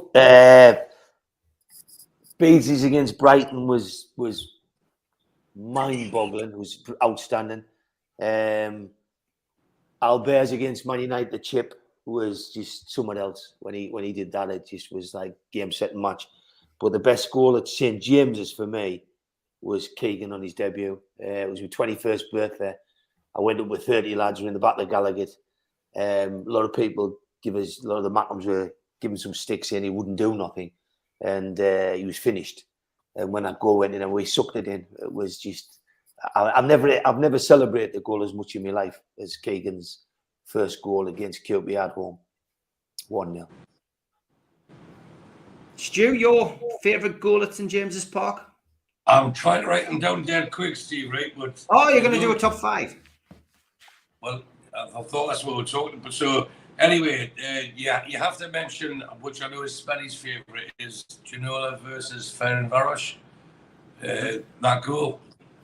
But if you've supported Newcastle for a long enough time, like all we have, and like most of the viewers have, then to me, it's not about the class of the goal, because you can start talking about, as Keith mentioned there, Bielsa's against Brighton, this, that, and the other. But if you're talking about importance, you will never beat David Kelly's versus Portsmouth. That was great. So that was there.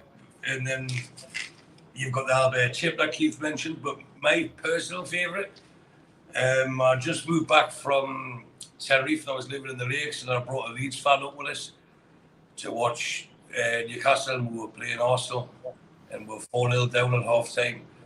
And we went out, the part of the ground we're in, we're allowed to go outside for a smoke and come back in again. And there was a old fella, I'm not saying old fella, a father taking his son out. He says, right, we're going home, blah, blah. And the kid was like, he's excited at being at the game, this, that, and the other. And I would say the father was weather beaten, like we all were at that time, where it's not going to happen, and this, that, and the other. And he says, look, we're not going to get back in this game. Yeah, but Dad, what if we do? What if we do? As like an 8 or 9-year-old son would do. And Giorgi, as Mitchell vouched for, was my favourite player at the time, simply because of he was too good for us. And people bang on about Cabaye. Cabaye was nothing about Giorgi. He just sweeped up, he cleaned up, and he is reminiscent to me of what Bruno is if Bruno plays the defensive midfield role. Give us the ball when people are attacking us. Give us the ball when I've got a marker. I don't care. I'll hold it. I'll control it right, and I'll release it. I won't lose possession. And sure, it was like that. And the season before, he scored a screamer against Man City, and it got disallowed for being offside. And then this one, I swear to God, I was up before he even touched the ball. When it came from the corner and it dropped to him, I was up. It was just like everything aligned for Giorgi to hit this goal. To strike the ball the way he did and the way it went into the bottom corner. To me, that's the best goal I've witnessed at St James's, and I've seen many, many goals there, but Giorgi's, to me, was the best. I can write a top 20 if you want, but I only got to 3, and I had David Kelly, Giorgi, and Janola's written down, and Albert would have been next for the reasons I keep giving. But for me, that Giorgi goal against Arsenal, 4-0 down, get back to 4 each. How many times has that happened? Ignore Premier League, because we're older than that in football history. You go into the tunnel, go to the change room half time, 4-0 down, and you get back, and we should have we could have won that game.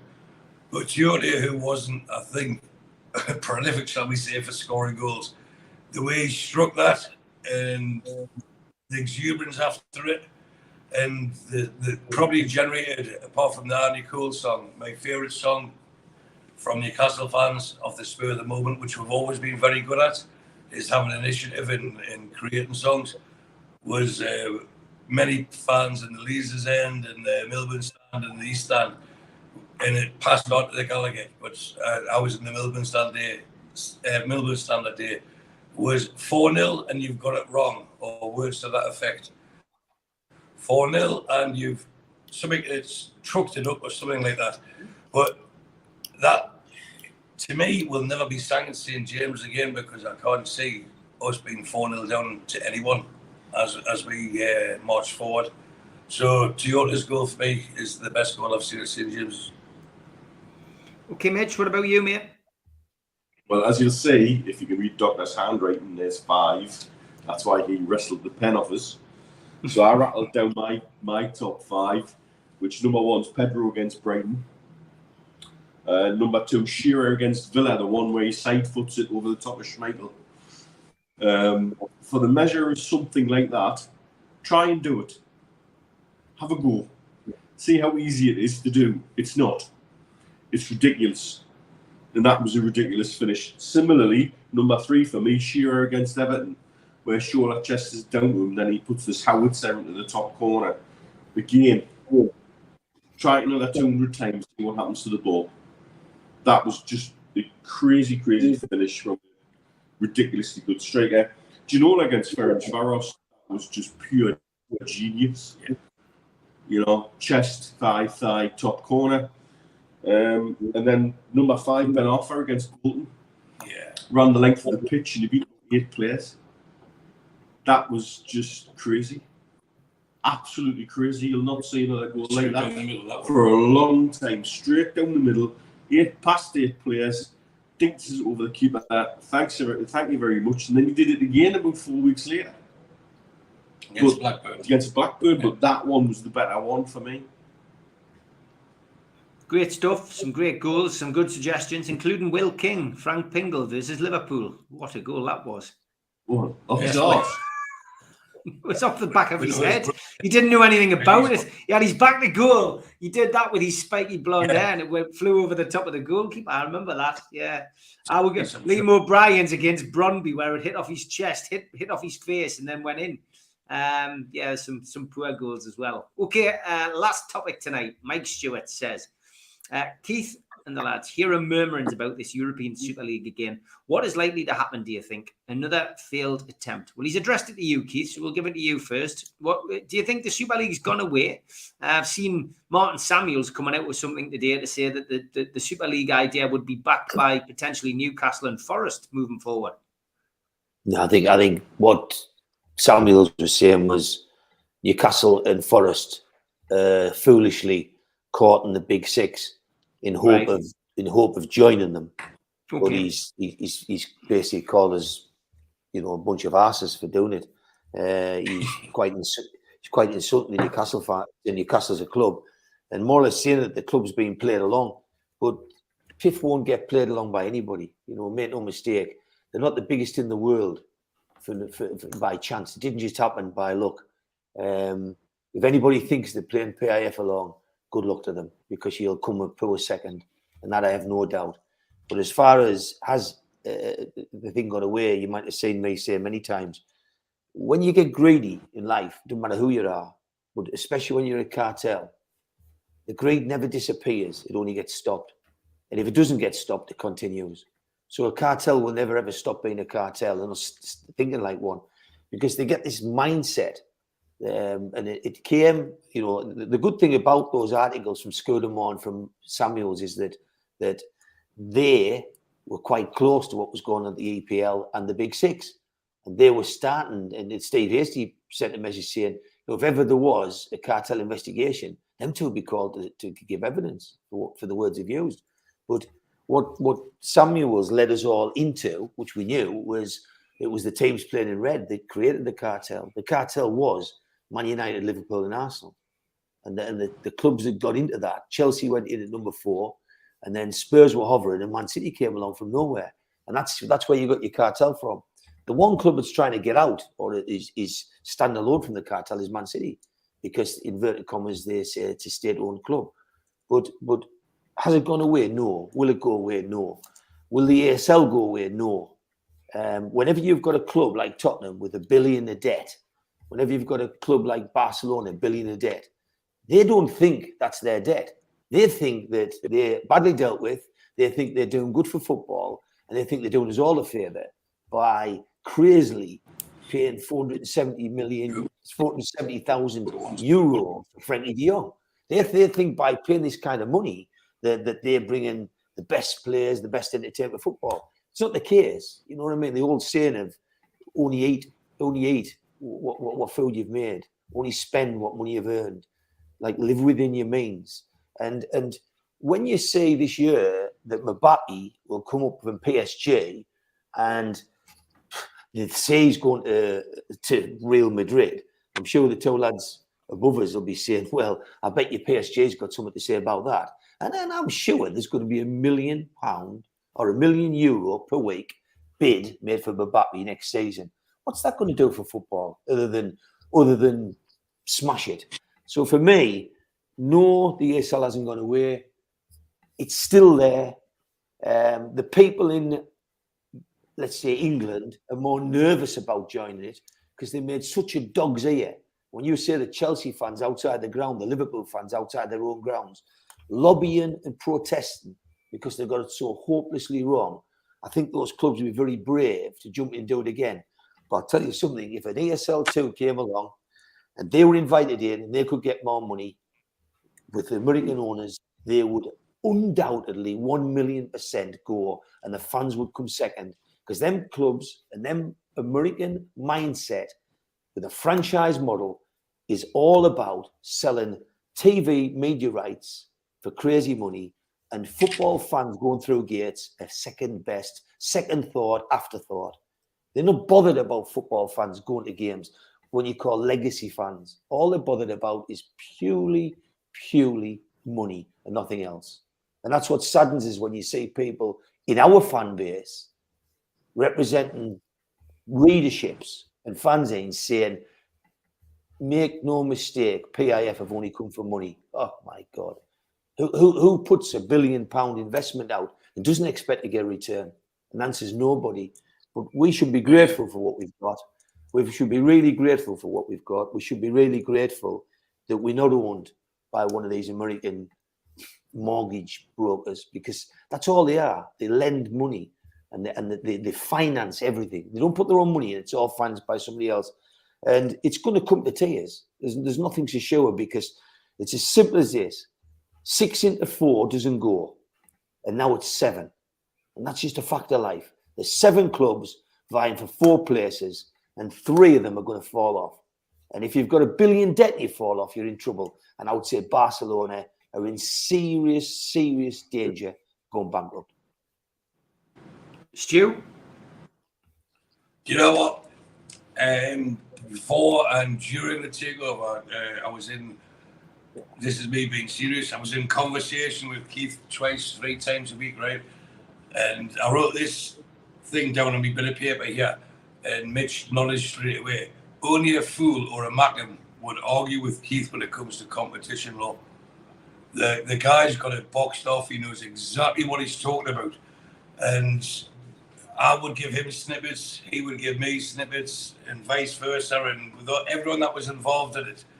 But Keith was and is, you know, when you talk about, oh, this man was the master and this is the professor. Keith taught the professor about competition law. He understood it, he championed it, he funded it, and he made it happen. And without Keith Patterson's input, I don't think we'd be sitting talking as happy and taking the piss out of each other as much as we are. Would probably be not on this channel, because the way it was first produced was it was for lockdown only.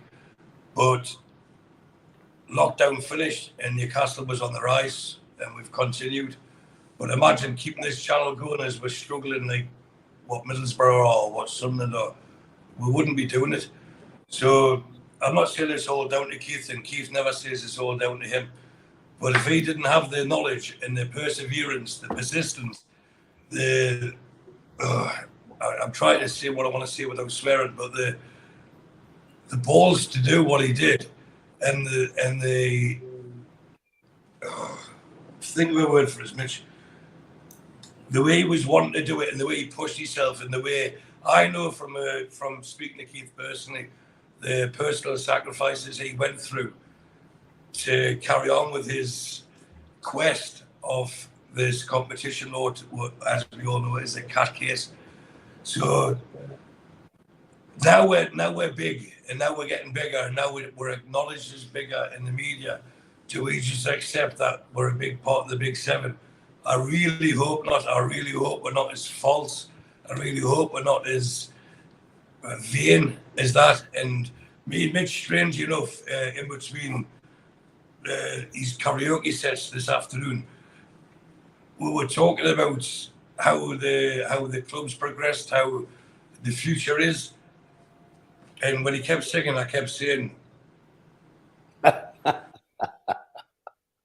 you know what? There was one set of fans that stood above and beyond, and it was a set of fans that you never expected to do, and it was Chelsea fans. They went out in numbers to protest against the European Super League. And maybe it's because they were the closest to Sky Sports cameras or whatever. Because I know Liverpool fans did something similar, but Chelsea fans, fair play to them, they went out and they protested. And again, when just repeating mine and Mitch's conversation or part of it earlier today, God, look at that. But another part of it was, another part of it was like the Chelsea fans get it. And I would love Newcastle fans to do exactly the same in 2 years' time, 3 years' time, 4, 5, whenever we are as big as they were at that time, because they were very, very successful, and they were funded through illegitimate reasons or means, shall we say. There was no financial fair play equated or applied to Chelsea, where as stringent it is to Newcastle. And we will come through the front door, let Newcastle do it properly. But the way Chelsea fans protested and what we talked about was, that is an ordinary fan on the street showing you can come and buy us, you can come and support us, you can come and fund us, but you're not us. This is our club. Because who wants a league where you can't get relegated?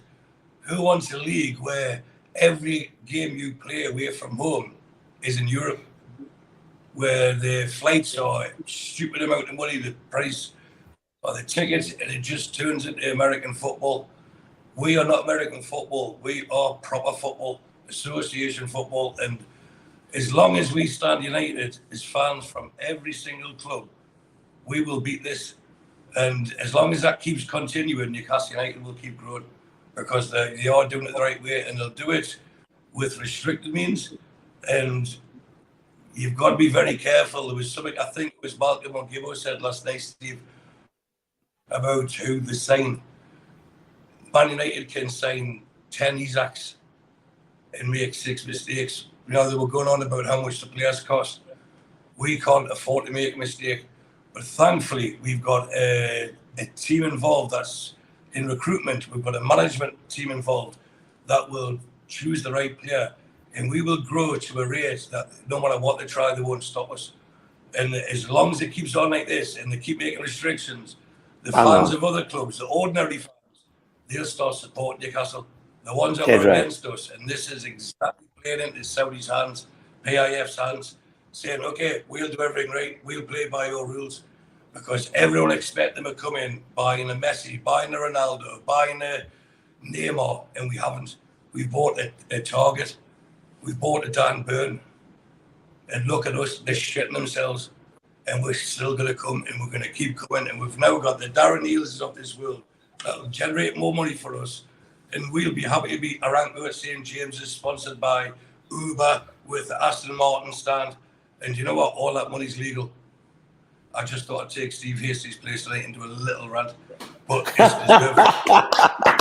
gone down well in the chat. It's gone down well in the chat. There's been a few yeses and a couple of no's from Mitch there, but I don't think he was talking about what you were saying. Mitch?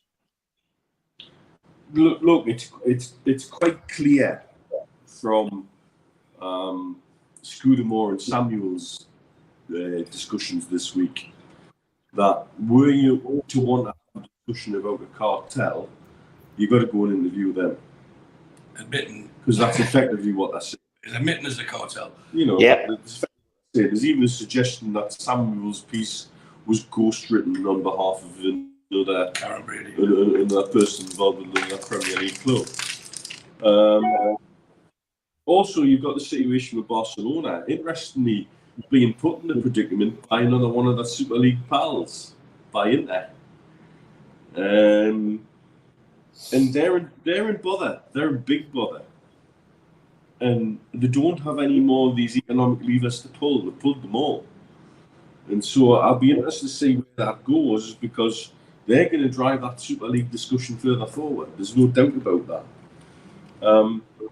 It's interesting to see also comments this week from Chelsea's one of Clear Lake's big partners, who's talking about doubling Chelsea's revenue over the next few years. Where's that coming from? That's not coming from the Premier League. That's not coming from the Premier League as it stands. That's not coming from the broadcast deals as it stands. So where the hell's he thinking that's coming from? For me, there's no doubt he's already been talking to people at Barcelona, at Real Madrid, and further afield about Super League. That's what that's about, and it's wrong. And their fans will stand up. And hopefully, all the fans will stand up. We really are on this precipice of another discussion. The challenge we have is that our owners potentially have even more money, and they will want us in that discussion. So where do we go with this as a club? Where do we want to go with this as a fan base? It's very, very difficult. Very, very difficult indeed. But whilst the tables and the dice are stacked against it in the current setup as it is, I think we'll have to fight it every which way we can, and I think we will. It's really, though, a number of things that are beyond our control, as always. And we'll be painted as the bad guys one way or the other, as it suits. We are a convenient villain, are we not? In many ways, sometimes. And we take some of that on the chin, but there comes a time when we've got to fight that one back. So it'll be interesting to see where that goes. But particularly for me, with regards when you've got Chelsea talking about, you've got people involved in the ownership of Chelsea talking about doubling revenues over a short period of time, you're thinking, well, where's that going to come from there? Because that's not coming from the current structure as it is.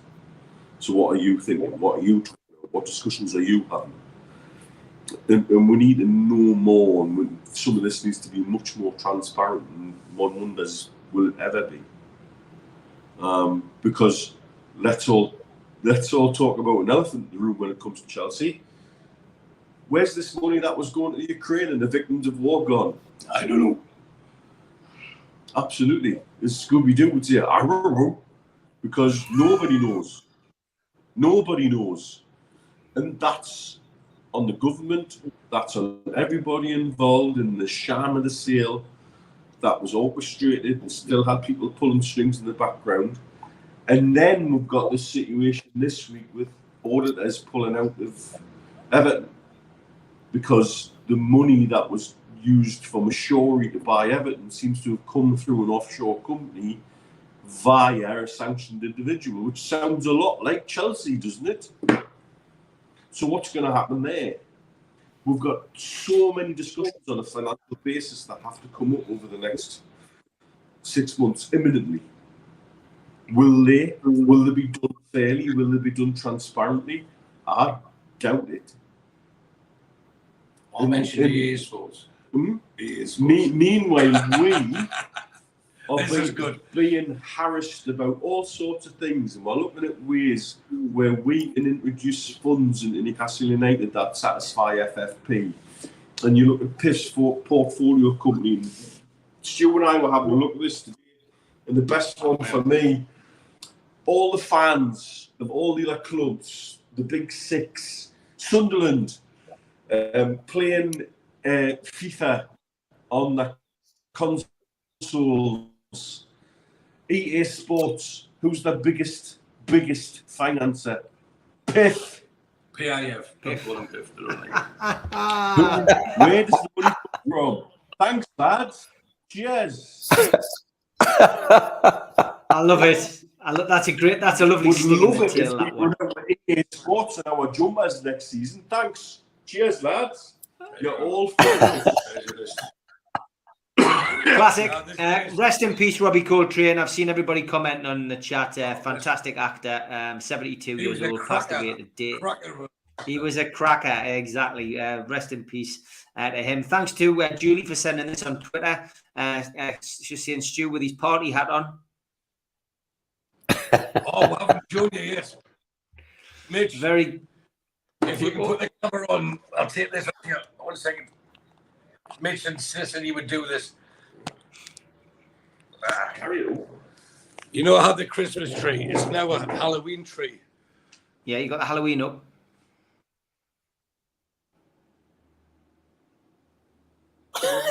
What the hell? I live with a lunatic. I live with a lunatic. Somebody asked when you went off screen before if you had your Easter stuff up as well in another corner of the room. But fantastic.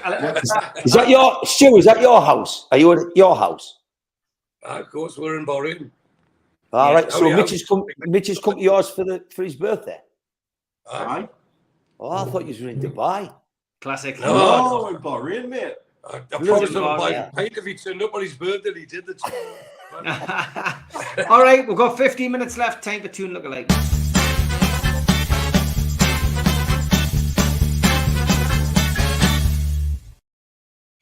Well, he's not here this week, but by God, I've been inundated. Steve Hasty, all set for the Irish Centre. Oh, Tune tips, Joe Walker. Thanks for that one.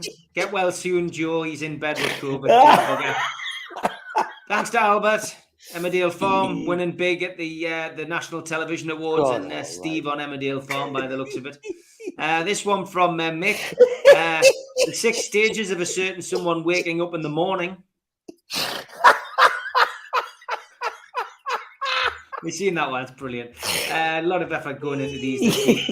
A touch of the old Marilyn Monroe's here. Steve showing a bit of cleavage on a night out in Germany there. Auf Wiedersehen, Steve. This one, just self-explanatory. Steve after his Naga sauce. Oh my God. This one from rumours of cross-dressing have now been confirmed. Stu? apparently that's me. It is you. God, I thought that was me. No, it's definitely you. We'll go back to Hasty on this one from Sam Chipperfield. Just seen Steve Hasty out for a walk this morning. Albert did manage to see morning hair after a sleepless night for Steve Hasty. And I spotted this one when Rachel put this on Twitter. Couldn't with Steve Hasty. And thanks to John, who adds a touch of professionalism to the Hasty you look alike. When you get home from the Ando token and your pals on question time. Oh, quality. Absolute quality. Absolutely brilliant. There is Steve in his former life as an actor, the Hitcher. And this one from Jimmy Moore.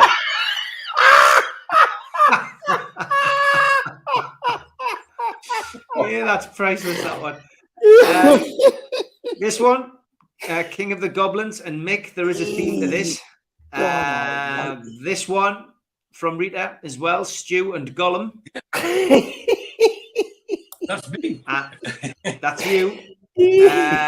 She did come up with another couple. Now, where are they? Because they're out of sync. We'll come back to them. I will find them. There's a couple of others out of sync there from Rita. Oh, this one, yeah. Lord of the Rings theme for lookalikes this week. Steve Gothmog and Steve Bruce. That's very good. Very good. And I think I showed the Hasty one out of sync. So we've got that one. This one from Alan Little. He says, this one for lookalikes, Steve, it could actually be your good self at a Qatar 22 event. Very good. Yeah, anything with a bit of stubble and or a beard, it could be me. 100% Mag said, wow, didn't realise Boris Johnson was a Newcastle United fan and working with the lads on Toon Underpod. No offence to Craig. Yeah, he's got the look of a Boris there. Hayden Walton says, Toon lookalike Mario and Chris Rock. Brilliant. That is a good brilliant one. No, any of the top 3 though. This one came in my inbox at least 4 times this week. It's fantastic. Trigger at the European 1976 final.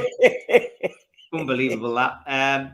We had this one from Jimmy as well. Lookalike Steve Bruce and the Michelin Man. Hey, God almighty. Unbelievable. Very good likeness though. Very good likeness, Jimmy. This one, what did John Joe Shelby and Steve Wraith have in common? I will give a hint. Thanks for that. Bold, yes. Hi, guys. Here's a lookalike. Toon Tipster and Graham Bailey, the journalist. I'm sure Toon Tipster will love that one. I bet you Graham Bailey doesn't. That was Joe and who? Graham Bailey. Graham Bailey, the journalist. This one never dies. Steve Bruce being sacked. Gareth decides to dig the pie out again. That was a brilliant one. That during lockdown that appeared from nowhere. Me and Freddy Krueger. Quality. Very good. Yeah, pretty like I just need the hat. From Jacob, Kumar and Kyle Walker. And this one, Paul Tierney and snooker ref Ben Williams. Pretty good. Pretty good.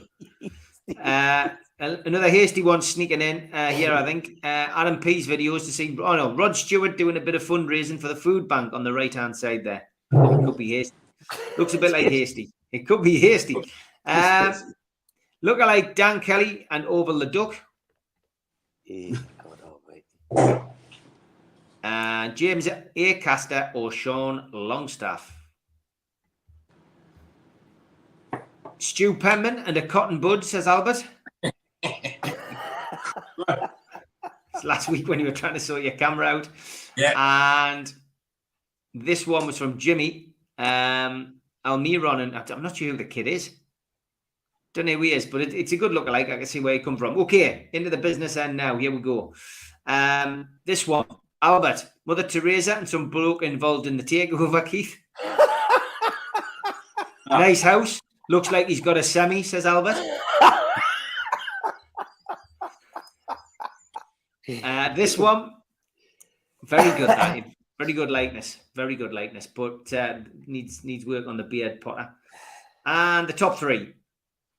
The guy who tied himself to the post at Everton and Jeffrey Dahmer actor, Evan Peters. Very good, that. Quality. Coming in at number 2. This one's from Lenny Walker. Pato and Johnny, one arm, courtesy of Lenny. So it's John Justice Allen and Keith Patterson. I've got hair. I've got a fringe. No, that's you with your hat on. The wet I've got a bandit. hat on. But number 1 was a late show from Kenny Ranson. Tim Krul on Tipping Point. Quality. Absolutely. Letting himself go. Eyes are perfect. The eyes are perfect, aren't they? That was very good, that. Very good. So keep them coming in. Tune looking like he will have a few more left week.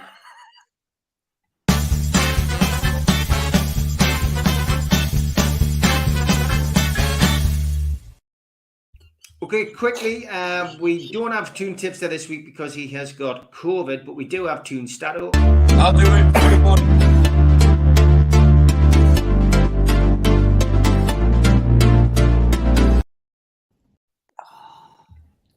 Hello and greetings from Belgrade, Serbia, where Newcastle famously played Partizan in Europe twice more than 20 years ago. Happy birthday also to our dear Mitch. So, Manchester United on Sunday. We have played 54 times in the Premier League and Newcastle has only won 7. And when it comes to games at Old Trafford, actually Newcastle have only 2 wins in the last 50 years. One in 1972 and one 9 years ago, back when Kabay scored the winning goal against David Moyes' Man United. Actually, the last manager of Newcastle to get the winning point at Old Trafford was Steve McLaren back in 2015. Since then, we have lost 5 in a row, but every time Newcastle has scored at least once. Now, when it comes to players, Cristiano Ronaldo famously scored his first ever career hat-trick against Newcastle, and he has 7 goals in his last 3 games against us. Kieran Trippier, on the other hand, is leading the Premier League for chances created from set pieces, 11, but remarkably he registered his first assist for Newcastle only last week when he assisted Bruno for his first goal against Brentford. So the odds are not supporting Newcastle, but I believe it's time we break the duck at Old Trafford and let's see what happens on Sunday. Cheers, how are you, lads? 2 o'clock kick-off Sunday, Old Trafford.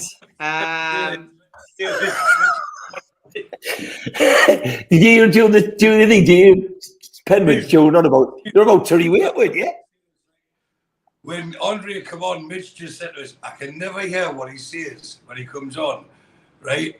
And then the caption you just showed of Andre there, right? Mitch just went, He looks like it's Terry Wade's video to his family. It's just as he's just been unchained from the radiator, and he's away for a laugh. It left me laughing. Classic. As if you put it back on, is Terry Wade sitting there saying, Well, I haven't got time because I'm getting picked up for the football. But Andre, you don't look like Terry Wade, son. Okay, Newcastle at Old Trafford, 2:00 kickoff Sunday. No TV coverage. Eddie Howe speaking today confirmed that Isaac will probably miss not just Sundays, but probably Wednesdays and next weekend as well. Darlow, Shelby, Ritchie, all still out. Injury doubts over Maguire, Donny van de Beek, Wan-Bissaka, Brandon Williams. A late call is going to be made on Anthony Martial for them. Scott McTominay will be suspended, but the hearing for Cristiano Ronaldo's improper conduct charge remains unscheduled, meaning that he is available for Sunday.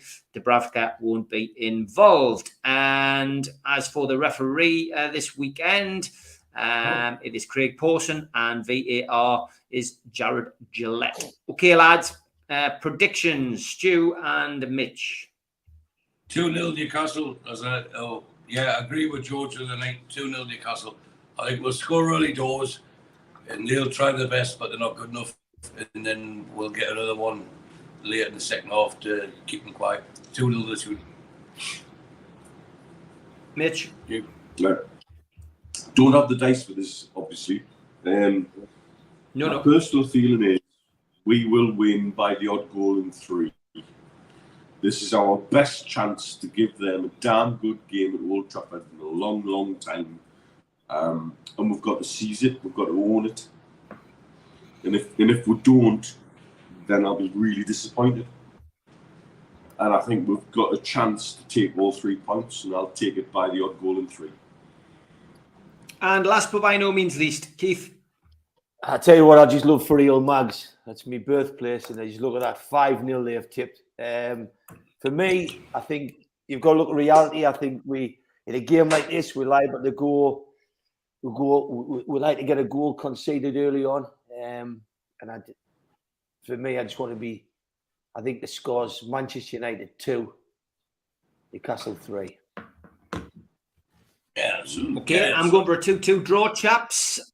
I'm going for a 2-2 draw. So all very positive tonight. I think we all feel as if we can at least grab something from the game. I think it's a great opportunity, and as Mitch says, we don't get many chances like this to to go and do something at Old Trafford. So fingers crossed. I'll be back tomorrow morning, and it will be 11 o'clock in the morning, and we'll be live with Lee Clark for a bit of pre-match patter. So join us at 11 o'clock in the morning. And no, Julie, I haven't forgotten.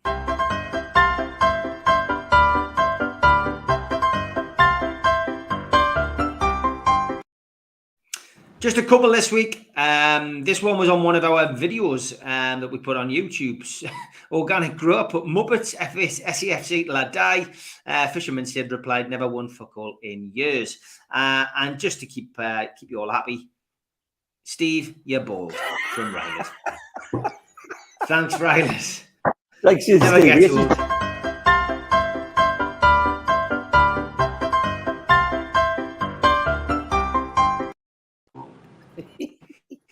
Classic. Brilliant show. Mitch, have a great birthday weekend, mate. And we're not doing the professionals this weekend to give you a bit of time off. And enjoy it. Keith, have a good weekend. And look forward to seeing you all again soon. Take care, guys. See you tonight. See you later. Bye. A big thanks to our sponsors, Skips and Bins, telephone 0800 25 45 25 3, email inquiries at skipsandbins.com, website skipsandbins.com, easy contract free and pay as you go waste collection. Thanks to Darren Baldwin Funerals, based on Old Durham Road in Gateshead. Their phone number is 0191 478 2730. You can email Darren at darrenbaldwinfunerals.co.uk or go to the website darrenbaldwinfunerals.co.uk. Thanks to Garden of Healing Dispensary, CBD, hemp and cannabinoid specialists based on Nunn Street. The GOHD.com is their website. And thanks again to 3 Property Investments, who specialise in sourcing investment properties for their clients who are looking to invest in the Northeast. They offer a full in-house service from sourcing the deals to managing the properties for you. They've done over 100 plus deals in the past 12 months for clients all over the UK. Give them a follow on Instagram, matty.patter_northeastproperty and phil.reed_northeastproperty, or email phil@3property.co.uk if you're interested in getting a good property deal. Thanks to the lads at Mr. Vicky's Handmade in Cumbria. These are hot sauces, and you can find them at mrvickies.co.uk or place an order by ringing 01768 210 102. Thanks also to the lads at Blowhole Brewery, a fine amount of ales available from their website, www.blowholebrewery.co.uk. Thanks to Media Arts for all the help with the video technology. Thanks to qtechshop.co.uk, the makers of pool tables and snooker tables in Wallsend, Newcastle, and the guys who run our website, NUFCmatters.com. If you want to subscribe, hit the badge in the corner, and you can subscribe for free. Still do 7 shows a week. Hit the thumb up to like the video and click share to share to your social media. We're also available as a podcast on iTunes, Spotify, and the rest. And if you want to become a member, click join underneath this video, or you can put your smartphone over the QR code. It will take you to the membership section of the website. If you choose to go that way, then you will get a pen, a cup, a scarf, and a membership card, and entry into the monthly draw for a one-off payment of £25. We also give you something for free. If you want a car window sticker, email john@nufcmatters.com and he will send you one if you are a subscriber. We also help the food bank on here. NUFC fans, foodbank.co.uk is the match day bucket. If you go there, you can make a virtual donation at any time of the year. And don't forget, Peter Beardsley Soccer School, October half term, Monday the 24th to Friday the 28th of October. You can book now, peterbeardsley.soccerschool.com. Peter's also running Monday night training on the 26th of October. Again, the same website. And if you want to meet Peter Beardsley, well, you've got 3 chances. Newcastle Legends game, Friday, October the 14th. The Peter Beardsley talk-in is taking place after the game. Tickets for this are available from NUFCmatters.com. Adult admission is £5, junior admission is £2. The talk-in is adults only, and that is a tenner. And the events are all taking place at the Fox Hunters Pavilion in North Shields. We've got Peter Beardsley available, tickets available for the St Dom's Catholic Club show. You need to go straight to their website and you just buy your tickets there. And for this one at the Irish Centre, tickets are available now on NUFCmatters.com. Don't forget, Supermax at the Dog and Parrot, every pre-match and every post-match, every home game. And John Gibson and John Anderson are at Pumphrey's pre-match only. If you did like our true crime stuff, it has all migrated to the True Crime channel. So get yourself across there on YouTube and subscribe today.